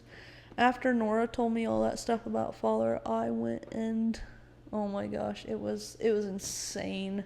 I kind of got obsessed with movies and like watching stuff, but after a while, after I finally got enough, then it kind of got old, and that's when I finally went and like got a job and decided to get on top of things. Yeah. I don't know. But we went down. So after Barb and I kind of decided to leave, then, we went and saw the girls after they had moved. Yeah, and shortly after that, I moved from North Dakota down to Wyoming. Oh, that's right, you left. Yeah, I left. Shortly after that. I thought you left because we were leaving and we were such a bad influence and a temptation to you, so you couldn't be there. I didn't know why you left. But anyway, we went and visited the girls after they moved with the Barlows. None of them were married yet, but I think a couple of them knew who they were going to marry. And we went down there just to visit them and stuff, and so after the girls had treated me like that for so long, 2019, 2020, and now it's 2021, almost 2022, and they just treated me like trash for years. And same with Barb, they were just trashy to her. Yeah, they were. And we went down there and we saw their lifestyle, and like some of them, the one with kids, she had like 5 kids, and they were like stuffed into this tiny little house. And then they wanted to like line the men up so we could decide who we wanted to marry. It was insane. And I think I had just tasted enough freedom, and I had talked to enough guys that I was like, hell to the no. I will never, ever live this life. Anyway, and so we went down there, and there was just so much pressure, and they would take us one by one and tell us like, there's this guy, and they're really good at this and this, and if you want to go to the celestial kingdom, then you need to marry into this way of life. It was insane. It was just like so much pressure to do that, but I feel like in the back of my head, I already knew I didn't want it. Otherwise, I probably would have caved and just done what they wanted, but they had been so trashy to me. I was just like, fuck you guys. And I had started like talking to people on the outside and just like random friends on Snapchat or whatever, and just getting to know how the world was and stuff. And so after like 2 days of being there, we were like, we are getting the hell out of here because this is insane. So I never even wondered if I should marry into that, because I was like, hell no. I'm not going to live around you guys ever again. So, yeah, that was kind of our rejection of the Barlow way of life. Which, thank God. And so, yeah, that was kind of when I left. A lot of people asked me, like, what made you leave? And I was like, I didn't really just, like, up and one day leave. Like, it took years, but also I was just kind of pushed out. Like in Williston, and being so targeted and so, like, I had no room to breathe. And if I needed anything, they wouldn't get it. But if the other girls needed it, they would. And then plus on top of that, I was finally talking to Mother, and they had jobs, and they got all this stuff, and they were happy. And I was just like, I couldn't be there anymore because I didn't know what would have happened next. So I kind of felt pushed out a little bit, even though I had already kind of mentally started leaving and stuff. But I don't know. I was compromising with boys since 2019, so I don't know what that says about me. Did you know I was talking to boys? Yeah, well, I heard about afterward. The first time. Yeah, that's true. I also knew that you were doing quite a bit of stuff on that Cleaner Corners phone, because I bought the phone. It was you were doing the phone. data. You knew the data. Oh my gosh. I was gonna yeah. I was just kind of leaving it up to Mother. Yeah. Well, the thing was Mother was like really nice to me, and I think that's why I trusted her so much, was so attached to her, because even through all that time I would watch videos and she would tell me, just make sure you're not watching like immoral stuff, Yeah. And I really wasn't at that time. Like at that time it was just like random stuff. Anyway, so Mother was like actually one of my best friends at that time, but I don't know. After it all went down, it was, It's crazy what you'll suffer through to be accepted. I know, and it like the thing that makes you say, okay, this is enough, might not even be as bad as the worst thing that happened. It's just like you're at the end of your rope and you cannot go any further. It's just like, I can't take this. I won't anymore. I don't know. I feel like I left like super fast. Like once I moved to Horus with you guys, it was like, okay, I'm out. And I stopped saying my prayers. I stopped reading any scriptures or Book of Mormon or anything. I stopped all that stuff, just like on a dime. And but I feel like I've been working up to it for a while, but just, I don't know. Anyway, I left really fast. I got on dating apps really fast, and some insane stuff happened, but it was... Yeah, I feel like I kind of jumped into the world really fast. And then I got to where I was like, I want to be on my own. I don't know. I've kind of always been that way, just on my own. And I was going to go get my own apartment. I got me a job. I got me a car. But then it ended up that Mother was moving to Idaho. So then me and Barb got our apartment up there in Fargo. And, we lived there for a couple years, and I got a boyfriend, and, had my first boyfriend, and that ended in a disaster. But, first boyfriend at 22 is not a good idea. Like, let your kids be with boys when they're 15 and 16 so that they can make mistakes then. I don't feel like I have a lot going on in my life now because... I don't know, do I? But then I'm like, oh, I have so much. Let's see. Well, you got to tell people about your arts thing. I will after. So I did move down to Idaho with everybody for a while, and I'm not going to put this in my story because I don't feel like it. Should I? Fine. Well, whatever you want to do. I don't want to hurt Mother. Oh, you can say, you've said everything about everybody at this point. Might as well keep going. One thing I'll say is, like, to the girls and to the mothers and to everybody that hurt people in situations, well, fuck you for that. But also, I totally understand the mindset. I totally forgive you. I don't harbor any bad feelings against you. Now, I'm not saying that's you. You can hold grudges or whatever. I'm just saying this is how I feel about it. Like, I understand deeply that if you don't leave a cult, you become the tyrant. Yeah. I saw moments in myself when I was the tyrant. I understand why they were. I say, like, why the fuck did you do that? But I also totally understand. I also ask myself the same thing. Why the fuck did I do that? Mm-hmm. Well, I see things like that, and it's like, I understand, like, why they did some of the things they did, but I don't understand why they went to that extent. Like, why did they have to be so mean? It wasn't Father telling them to be mean. It wasn't like somebody wasn't accepting them if they weren't mean. So it's like, why did they have to be that mean? You know? That's why I tell people... Like, they were the ones deciding to inflict that. It wasn't someone else Right. saying, if you don't inflict that, then this is going to happen to you. That's why I tell people, if you stay under the rule of a tyrant, you will become a tyrant. And you will do it just out of your own human nature.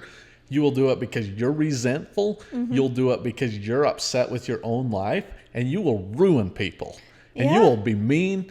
And that's why cult people will do horrendous things. Yeah. Even worse than their cult leader. Ugh. It was amazing. And even now, like, I don't wish anything bad on anybody. Anybody that hurt me or harmed me or, you know, made my life miserable or anything, it's not that I wish anything bad on them, but I do wonder, like, do people realize the damage, or is it just their everyday life? Like... Well, they probably want to deny what they did. Yeah. You know, they probably don't want to accept that that's what they actually did because it's hard to accept. Because, like, all this stuff that's happened, I've never had them ever try to talk to me about it and, like, explain or anything. So I'm like, do you even realize that it hurt that bad? Or I don't know. Well, some of them are still too much part of cult. Yeah. You know? Yeah. I don't know, and I don't have any, like, bad feelings toward them, but even now, I'm like, fuck you. Like, I'm never going to be close with you again or consider you as a close friend because fuck you. Well, it's like, okay, you can't keep playing that game. You'll never win. Yeah, I know. And now it's like... You know, I live in Fargo still, which hopefully I move away soon, but it's like, I live there, I have my own house, I have my own job. Well, you know how you were saying you didn't know why I left? Well, I was just getting the fuck out of North Dakota. Yeah. Okay, keep going. Well, I know why I left, I just don't know the moment I decided to leave, because, like, clear back in 2019, I was on the internet and talking to boys, and even at that time, it wasn't like, oh, I'm gonna leave. So... I don't know, maybe it was just enough compromising to the point where it was like, and then everything got so bad to the point where I was like, I don't want to do this anymore. I don't care if I go to hell. I'd rather go to hell than be here, you know? Yeah. So, I don't know. But yeah, I just got my job, got a place to live. I lived in North Dakota for most of 2022. Into 2023, and then I moved down to Idaho to live with my mom for a few months. And when I was in Idaho, a lot of things happened, and I was just, it's like the time when I finally realized how much healing I needed. Like, how messed up my brain was, and, you know, how much I didn't know who I was, and how vulnerable I was to the world. Like, you just never know what's going to happen. And I don't know, things happened that just really changed my life a lot. bad things. I mean, just stuff that I was like, I've got to figure this out so this doesn't ever happen again. Yep, you go to a really Mormon town, and if you're vulnerable, bad things will happen. They take advantage of you so bad. And I feel like That's why I tell the Mormons, you guys have no fucking idea how much of a hypocrite you are. Well, I will fucking die on that. Those guys are fucking evil. Mm-hmm. The most righteous people of them that think they're so good, it's their towns that are probably the most dangerous. They will hurt girls the worst. Yeah. Yeah. And we've seen it. And I fucking hate them for it. I know. And they're evil. I know. Anyway, I was living in Rexburg with Mother, and it was a good place. Like, there was rivers nearby, and I was going through a lot of, like, mental health stuff, but also we had a place. We had land. We had stuff to do. But then I broke up with my boyfriend, and that was hard, and then stuff happened. Okay, but I would say that's when you were really come to terms with leaving. Yeah, see, that's when I was finally realizing, like, oh my God, like, I don't live that life anymore. What do I live? Like, what do I believe? What do I want? Why am I even here, you know? And I remember going down and sitting by that river for hours and just watching the water, just like, why is the water here? Like, why is the water here? What's it doing? And it's just like everything at that time. It was like, why is that tree there? Because nothing made sense. Because nobody's telling me what to think anymore, what to live, or what I should believe. Anyway, I got so obsessed with that. It was just like, what the heck is going on? Why are we even here? Like, I don't know. And then some stuff happened in Rexburg, and it was very traumatic, and I had to get out of there. Just the whole city, I had to get away from it. It was just like, I cannot be here anymore. I cannot chance me running into certain people, and I don't know. It was either kill myself or leave. And so I just packed up and left. And I know it wasn't very kind to my family and the people that loved me, but I did not know how to go about it. It was just like, I mean, I have to get out of here. I understood. Like,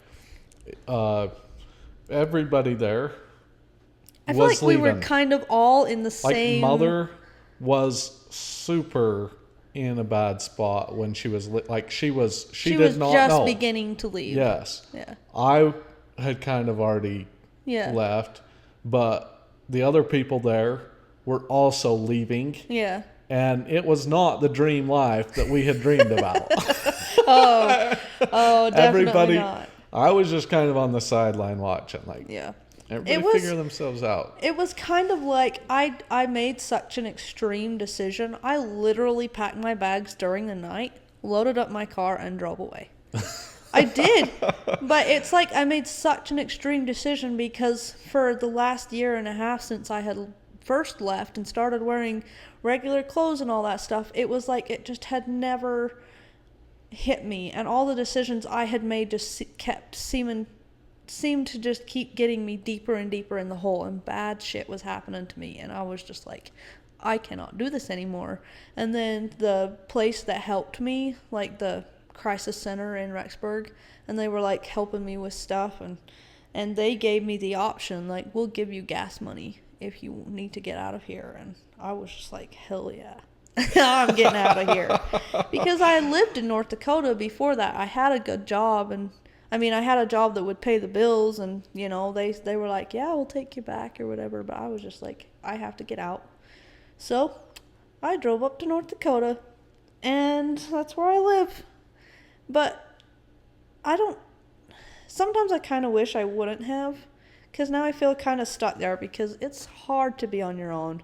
It's hard to have your own house and pay your own bills, and just, you don't really have anyone there helping you save or be able to move. So I hope to move away soon, but, you know, we'll just take it day by day. Yeah. Well, we'd be happy to have you around if you wanted. Yeah, I need to figure out what I do. I feel like I work all day, every day, and then I go home and get a little bit of sleep and go back to work, and I'm still just the daily grind, and I just cannot. I don't know. I'll get ahead at some point. So, yeah, you know, we'll figure out what to do. I think another thing about just all our lives is we were always in such a rush. Like, everything we did, it was such a rush. It was a rush to get to heaven.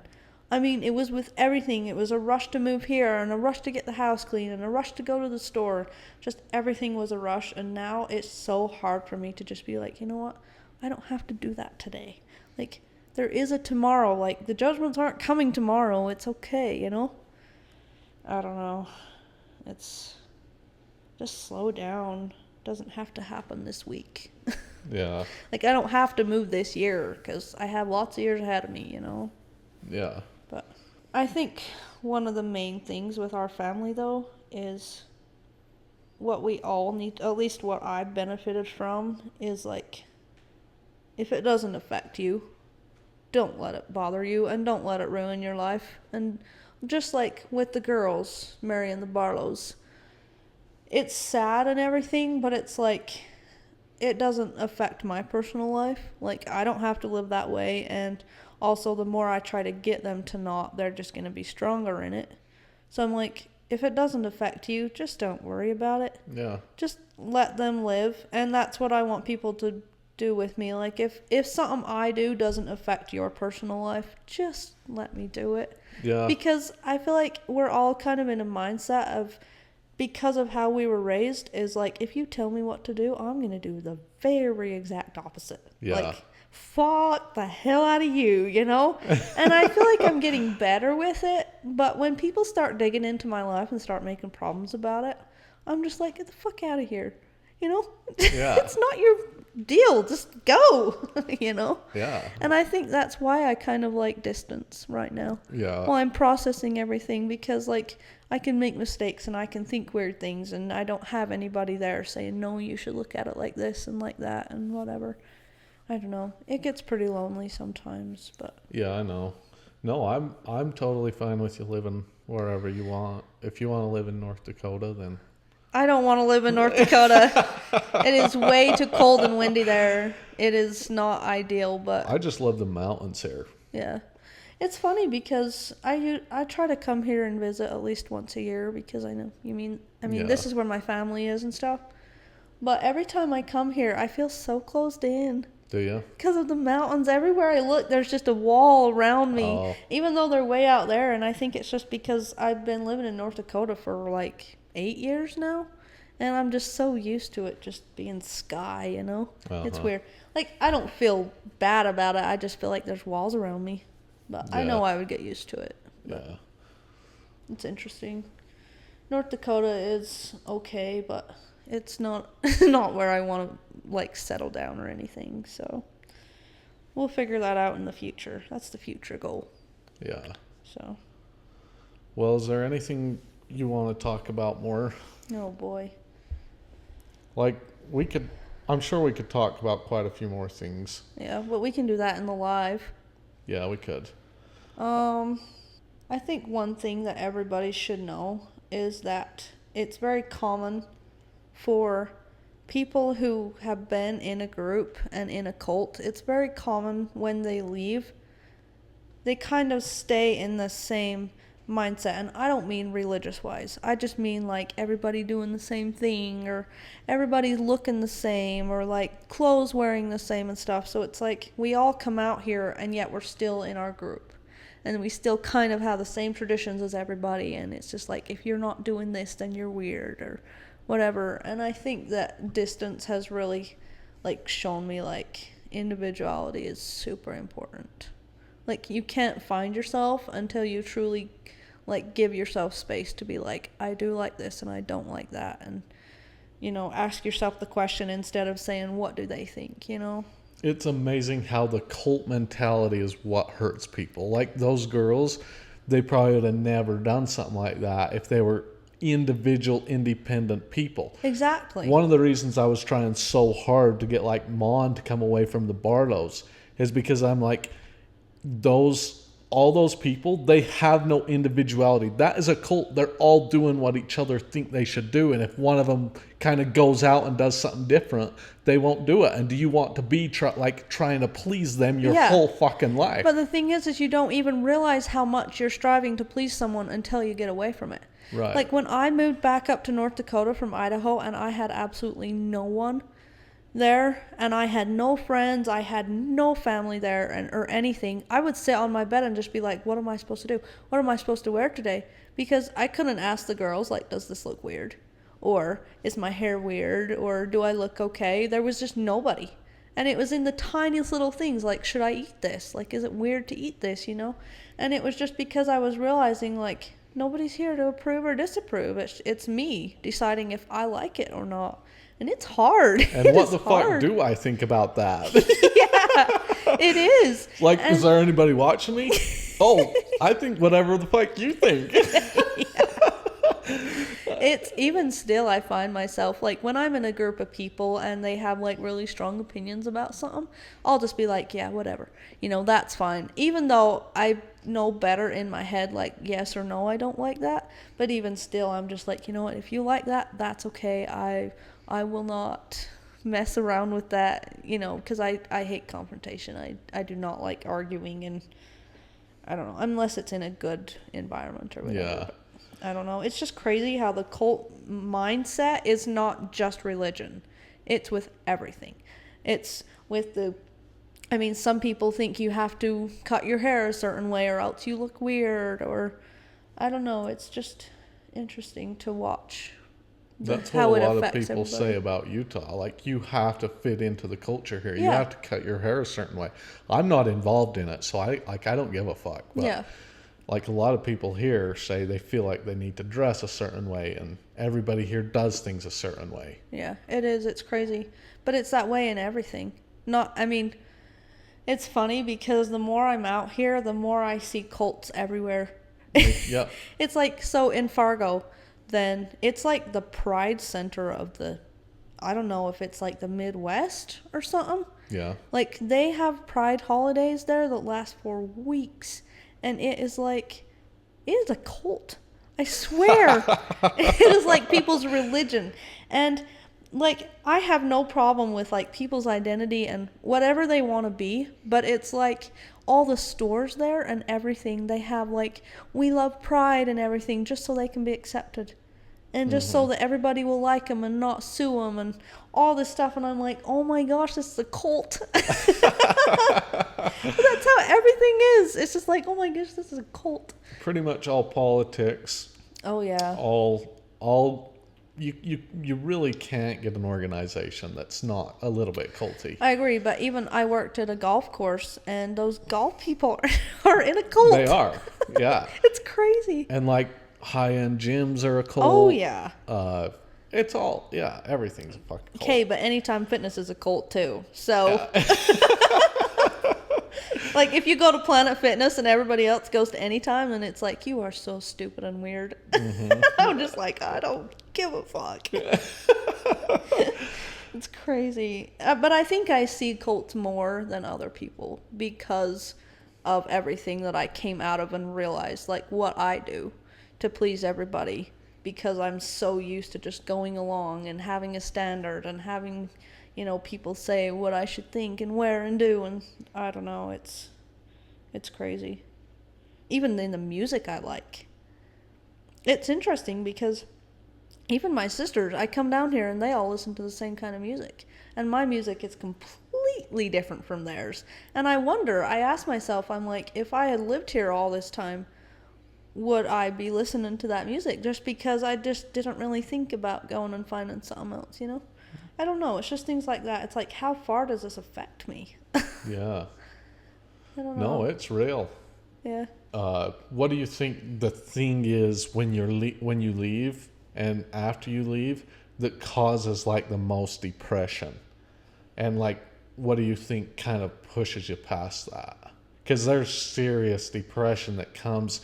I would say the more you lose that identity and you get out of a cult and you do move away from everybody, like, the more you do that, the more depressed it's going to be. The more depression you will deal with. The more you don't fit in with other people. The more you do say, no, I'm not going to just do what all you guys are doing. I'm going to go figure out what I want. Like, the closer, like, you get to, like, serious depression. I would say the closer you get to serious depression, the closer you are to finding yourself. And like finding who you really are and not what other people tell you you are. I don't know. It's hard because I've dealt with depression a lot, and I've been in some pretty bad and low situations. And it's like, the things that got me there was, yes, the stuff that was happening to me in the moment, but it was also, you don't have an identity. And it's like, why am I even here? Why am I even trying to do this when I'm not living to see God tomorrow anymore? Like, what am I living for? What am I even here for? And yeah, it's pretty hard to deal with, especially when you're on your own. It's like, it's a fight every day.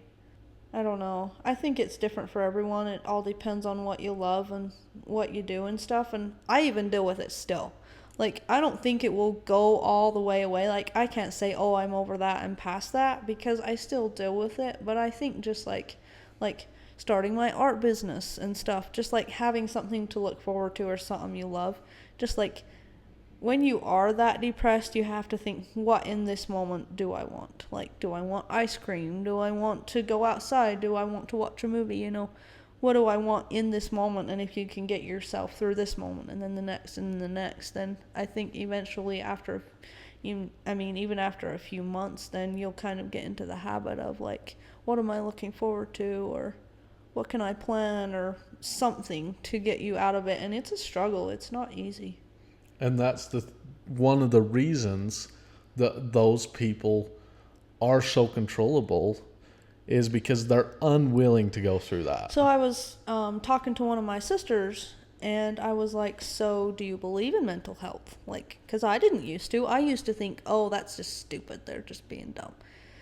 And I was like, do you believe in mental health? And she was like, I don't know why it's such a big deal, because I just tell myself to get over it. And I'm like, okay, yeah, you're not ready to have this conversation. Because I feel like once you realize mental health is a thing, it becomes such a big thing. It's like anything can affect it. And you realize that all those emotions you've had all your life, it was your mental health. And it was you dealing with things you just didn't know how. And I feel like a lot of people choose controlling situations because they don't have to strip away their identity. They don't have to start deciding for themselves. So they just choose to be in a life that they consider easy because they don't have to go through that. And they can look strong. Like, oh, we're stable. Yeah. Yeah, the fuck you are. You're controllable as fuck, too. Yeah. You're just slaves. For real, I know. I don't know. I think mental health will probably be probably the longest journey of my life because I've really struggled with it. But I also think that people can use it as an excuse. Like, it can be, what's the word?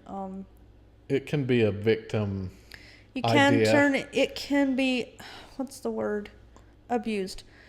Mental health can be abused. Like, Yeah. people turn it into a victim mindset, or they blame other people for doing this to them, and oh, you're affecting my mental health. So I think people do have to be very careful and make sure they're focusing on themselves and not focusing on the other people around them.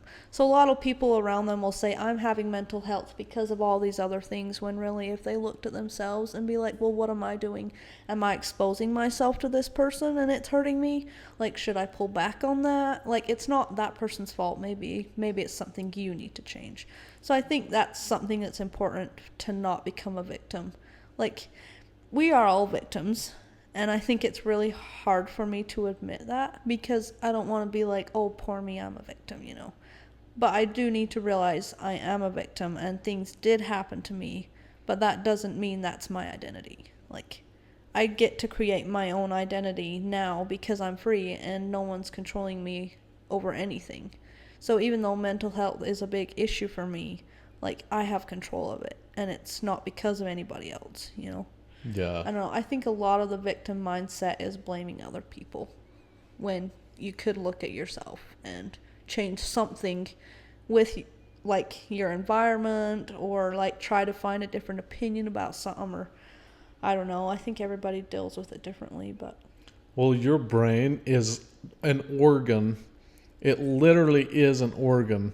and it has the capacity to make decisions and to orient you. Like, at the end of the day, everything you see in the world, everything that you think about the world, any way that you can see something differently, it's all in your brain. And you'll notice that the organizations and the people that don't like mental health, like in the FLDS, it's like, oh, you need some fucking mental health? Get over yourself, right? Yeah. Like any cult's that way. And the reason why is because control of your brain, mental health is gaining control and maintaining a healthy organ of a brain. It's maintaining a healthy identity. Yeah. And every one of these organizations that are like, oh, mental health isn't that important, like your brain is some, I don't know, far-fetched whatever. Yeah. It's like, no, this is an organ that needs taken care of. Like, it needs the appropriate nutrients. And then it also, like, how you see the world is basically all in that organ. Yeah. So if it's seeing the world in a crooked way and somebody doesn't want you to see the world differently, well, then just avoid mental health. How about that? Yeah. But then there's also where you get to the point where you don't want yourself to see the world in a different way. I think that's how my sisters are a little bit. It's like we have the best life and they won't explore the world because they don't want to admit that there is something controlling them or even mental health involved. So I feel like you kind of turn yourself into a victim eventually because you won't allow yourself to, like, find out what's out there and figure out what's wrong and figure out how you actually feel and not just how you think someone else wants you to feel. I agree. And you take your brain and you refuse to let it see the world in a different way. And then you just go the rest of your life like that. Like, okay, that's fine if you want to do that. But there is the opportunity, especially in some of our lives, we are given the opportunity to see the world in a different way. If you think about it, when we were leaving Short Creek, that first time, Yeah. like, that was one of the best opportunities of my life, because now this brain I have has the opportunity to see more, to understand more. Like, that was a huge opportunity. Really painful? Yes. Yeah. Really, like, hard to deal with? Yes. But a huge opportunity to escape, like, the bullshit that... Yeah. Well, what I say about that time is the thing that we thought was the worst and the hardest experience we went through was probably actually the best thing that could have happened. Like, even though it was shitty and it went against everything we had been living for, it was probably the best thing that could have happened to get us to where we are now. And even, like, all the stuff that happened with my sisters and all the... You know, I don't want to just accuse someone else, but it was mental abuse. And even all that mental abuse that I experienced and that we all experienced, if we hadn't gone through that, we probably would not have left when we did. We probably would not be free and independent like we are now. So even though it was really shitty and we have trauma from it now, like, what else could have happened to get us to where we are now? I don't know. So I know it happened for a reason, but I don't like that it happened. Yeah, I agree. And that's why sometimes when I think, like, I see Dad's decision to, like, push me out here and push me out there and here and there. And I'm like, Dad, how did you know this was going to be so good for me? Yeah. Well, that's what I mean is, like, does he realize the mistake he made? I don't think so. Because, like, to me, it's not a mistake because, I mean, I needed that. But for his cause, like, he has pushed so many people out. And does he realize it? Does he realize, like, the damage he caused to his work? I mean, it's insane. Yeah. Like, if I was trying to build a church, I would never do that. It's just stupid. I agree. I mean, you could think of it, like, sometimes I want to give Dad the benefit of the doubt and be like, he's slowly destroying this on purpose in a wise way. To your point, I was thinking about his trial in El Dorado and how he had almost got free before that. His attorneys had literally got his case dismissed. Right. And then they brought him to Texas, and I'm pretty sure they could have done the same thing, but right when it was going to happen, he fired his attorneys. And I'm like, what, in that moment, did he really think he was doing the work of God, or in that moment did he actually come to reality and feel a little bit of guilt and be like, it's okay if I go to prison? Like, that was like the stupidest thing to do, to fire all those attorneys that could have gotten him free and he could be literally running the church right now. If you look at everything Dad has done since 2011, it is put people through enough pain to where they leave. Yeah. In not the worst way. Like him sending us away from the creek, like that was really painful, but It could have been a lot worse. yeah, he could have done that a lot worse. Yeah.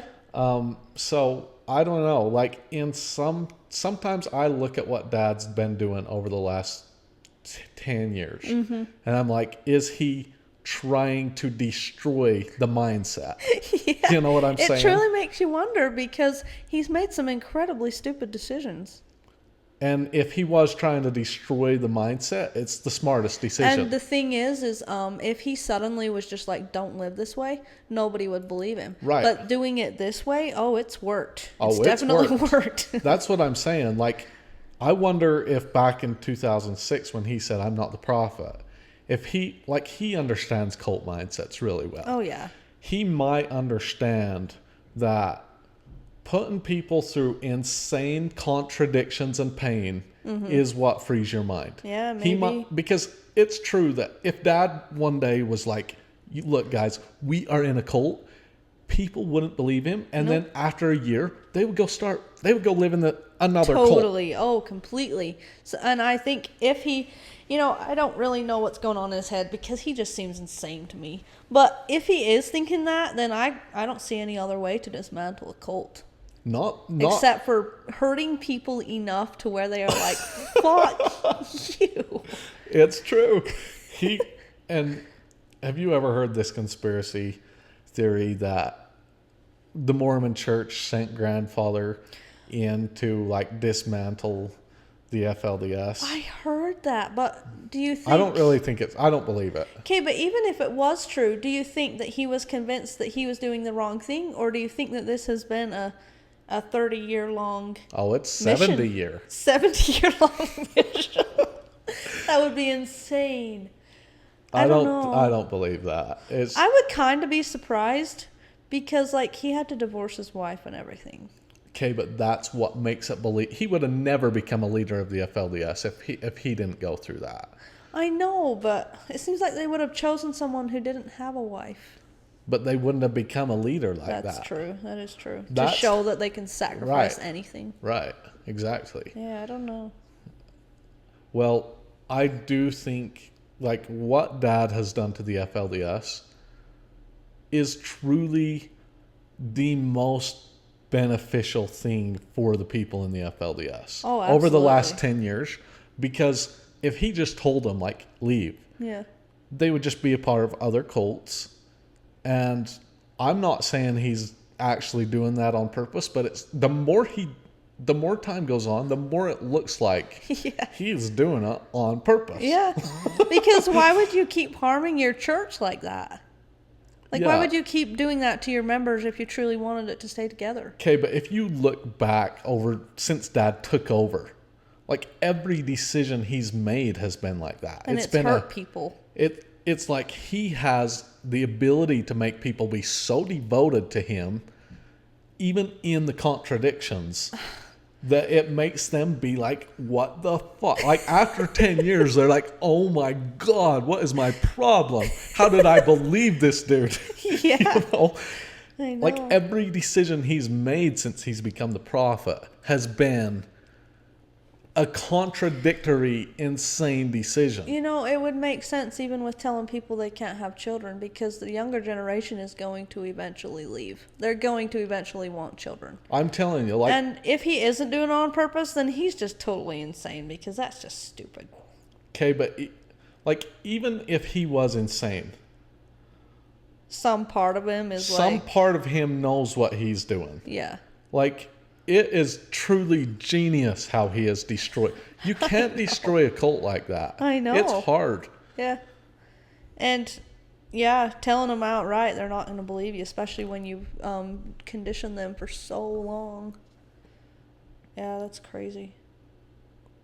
I don't know, but whatever his intentions are, I wouldn't know. I wouldn't because know. he is so insane. He changes his is. mind way too much. Unless he's... At least on the outside, Yeah. it looks like he does. It does. Maybe he's just this cult mastermind. He's Unculting. something like that. I don't know. I'm not saying... I wish we could talk to him. I wish we could ask him if he did feels things. bad about like separating us from our mothers or like accusing us and taking our complete image out of us. Yeah. Like, I wish I could be like, Dad, do you feel bad? Yeah. Do you even wonder how we feel? Or did you even consider us? Yeah. Like, what is going through your mind? That's why I don't believe that he is trying to dismantle it. Yeah. Because, well, unless he understands you have to hurt people that bad. But Yeah, but sometimes hurting people makes them even more faithful. So is his to a certain point. So is his mindset to hurt everyone and figure out who's the most faithful, or to see who can handle the most? Here's the thing. We know everybody up there in North Dakota now is fucking insane. Those guys are stupid. Okay, but at you this have to point. realize something about those guys. They don't obey Father. They are living there. They go to stores whenever they want. They go on the internet whenever they want. They wear whatever color they want. They do whatever they want. They eat whatever they want. So it's like now they're just kind of interpreting for themselves what they should do. They're lying so it's for like, themselves. So it's like, how faithful are they really? They're just not wearing different clothes or saying they support this when their actions show something completely different. So it's like those people in North Dakota, it's not like they're these faithful human beings. Oh, they're not. But what I'm saying is some of them are actually insane. I know. Okay. I know. It's like when you guys left, and maybe I'd say the other girls were more out of their minds than you were. Like, I talked to some of those guys, and oh my God, just reasoning with them. It's like, what is wrong with you? Right after they left, it's like, no, you actually are insane. Yeah. And now they're not because they've been gone for this long. Yeah. But Okay, but even, I don't know if this should be on the podcast, but even talking to those girls, they are comparing their husbands to see who has the better husband and who has the better life, and I have this in my house and my husband deals with this situation this way, and I am like, oh my god, this is insane. You're so in a cult. Like, I would not want to be in that environment, but I don't know if they realize it, and I don't know if the reason I realize it is because I've been away from it. I don't know. It's insane. yeah, and sometimes I wonder, like, what don't I realize? Oh, that, me too. Sometimes I'll even ask people, I'll be like, do I do this weird? Or does this seem off or whatever? I don't know. I consider pretty much anybody's point of view. Yeah, that's kind of how I am too. Unless it truly affects me in a negative way. Like, Yeah. That's especially if it comes with pressure. So, like, if someone wants to tell me their point of view, but then they start trying to convince me to believe that is when I'm like, okay, I've had enough. Like, fuck you. You're in your own cult. Yeah, so I like to consider people's points of view because I know I don't fully know all what my opinions are. Like, I know some of my opinions are still influenced by the cult and everything. So it's like, if someone does have a different opinion, I want to hear it. That doesn't mean I have to agree with it. And that's one of my big things is, like, I'm so used to agreeing with everyone I'm around and changing my opinion so fast because that's what we always did. And now I'm like, do I really agree with that? Or did I just hear someone that is kind to me say that, you know? I don't know. Yeah. Well, thanks so much for coming on the podcast. Yeah, it's been a long time coming. Let's do it again. Yeah, we should. Sometime. But you should tell people where to find your art. Okay. So, I started a little art company, and it's mostly just like 3D wall art, but honestly, I can make just about anything. I mean, it's very healing to create stuff, at least for me. And so I started a little art company. I have a website and everything, and It's papergardenart.com online. That's the website name, and we'll put it in the video, hopefully. Oh, yeah. In the comments. I have Facebook, Instagram. It's all Paper Gardens. That's the name of the business. So. And everything she's doing, like, by hand, you know, It's all handmade. It's all very custom. So, like, one piece is never going to be exactly the same as the next piece. So, like, if you order 2 of them, I'll try to make them the same. But, like, you know how homemade stuff goes. It's just, like, it's never always going to be the same. But I guess that's the genuineness of it. So... Yeah. I don't know. It's really fun, and I make stuff for kids' rooms, for, Mother's Day, any holiday, any birthday. They're really good for gifts. You can decorate your house with them. Honestly, if you have an idea, send me an email. I will totally see what I can do, because I just love creating. So that's my healing thing that I do. It's like sit down and do some art, and Yeah. So And come and order some art. Yeah, and if you guys know I am the prophet, like, you accept that, right? Yeah, he's the one man. Mother knows it too. She thinks it's getting to your head. I told her we need to come and hear Jaden's Sermon on the Mount. And she was like, stop. I was like, come on, Mom, it's funny.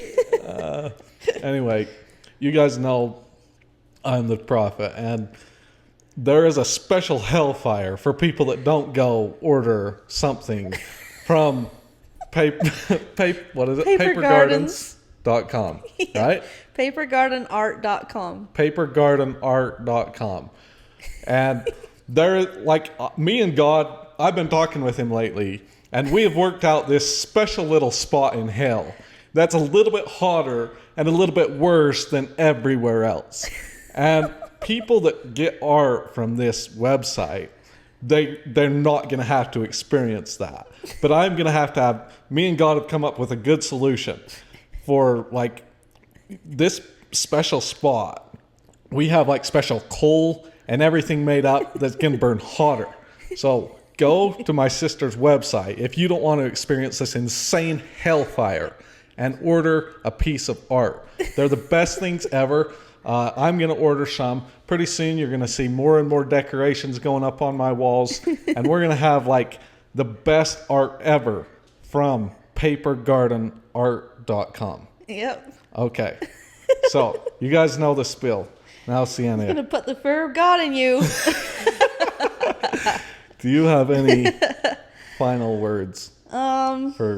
Well, about the art business, it's very focused on custom stuff. So, like, you'll go on there and you'll see, what I have made so far. But what my goal is to, like, if you can't find your piece somewhere that you're looking for, or something that would make your room look perfect or whatever, just, like, send an email, send a description, anything. Like, you can order more than what's on the website, and I will, like, try to design it for you and, come up with prices and ideas and all that stuff. So that's mainly my goal with my business, is so that people can have somewhere to come for custom stuff that they can't find other places. So make sure you're charging enough. Yeah. That's the biggest mistake really hard. for new people. It's really hard to know what to charge, because it does take a lot of time. But then I'm like, but will people buy it if it's They will. expensive? I just talked them into it. Yeah, you guys, listen to the prophet. The mantle is fallen upon him. Yeah. Yeah, like, I think you should, like, be making at least $30 an hour or more. And then as your pieces get more advanced and more quality, then you should be making higher and higher. Yeah. Well, it also depends on sizes. Like, everything can come in different sizes. So, like, smaller ones will obviously be cheaper and stuff. But it also depends on materials and It's right. just, So like after you buy the materials, think about the time that you're working on your website, the time that you're working on the art, the time, like everything needs to add up. So like after all your expenses are paid and your bills are paid and everything, then you're making at least $30 an hour. Yeah. You know what I'm saying? Yeah. And But if you make more, then Hellfire will be less for everybody else. yeah. I'm just... Anyway. Yeah. I think art is very healing. Or, advice I would give to everybody is find something you love. Like, don't just go through every day and survive. Like, you gotta find something you love, whether it's music or going outside or making art or creating something or even going out and, like, volunteering at animal shelters. I don't care what it is. Find something, because if you don't, then you will not have a reason to get up in the morning. And when you lose the reason to get up in the morning, then it's just really hard. Yeah. So I think if you have a passion, then it will get you through the days, even the hard days. Yeah, and for some of us, that's talking our sisters into coming on podcasts. Yeah, I'm going to convince them all someday. I mean, Jaden's found his hobby, so that's good. Well, thanks so much for coming, Sienna. Tell everybody anything else you want them to know before we... And we'll do a live together. Yeah, we should do a live together later. You're always invited to come back, too. So. Yeah. It's fun because I live where nobody is. Like, nobody from the cult is there. So it's nice to have people to talk to just about it, because they just get it, And some people are just like, okay, whatever. Yeah. So everybody leave the cult you're in and don't go to another one. That's what I have to say. And if it doesn't affect you, don't worry about it. Don't try to change other people and what they're doing, because it usually makes them stronger in what they're doing. I don't know. Okay. Well, wise advice. Thanks everybody for coming. Thanks everybody for watching. A reminder to go buy Sienna's art at papergardenart.com. Paper Garden. Is it gardens or garden? Paper Garden Art. Papergardenart.com. Yeah. Okay. Thanks everybody. We'll see you next time. Peace out. Peace.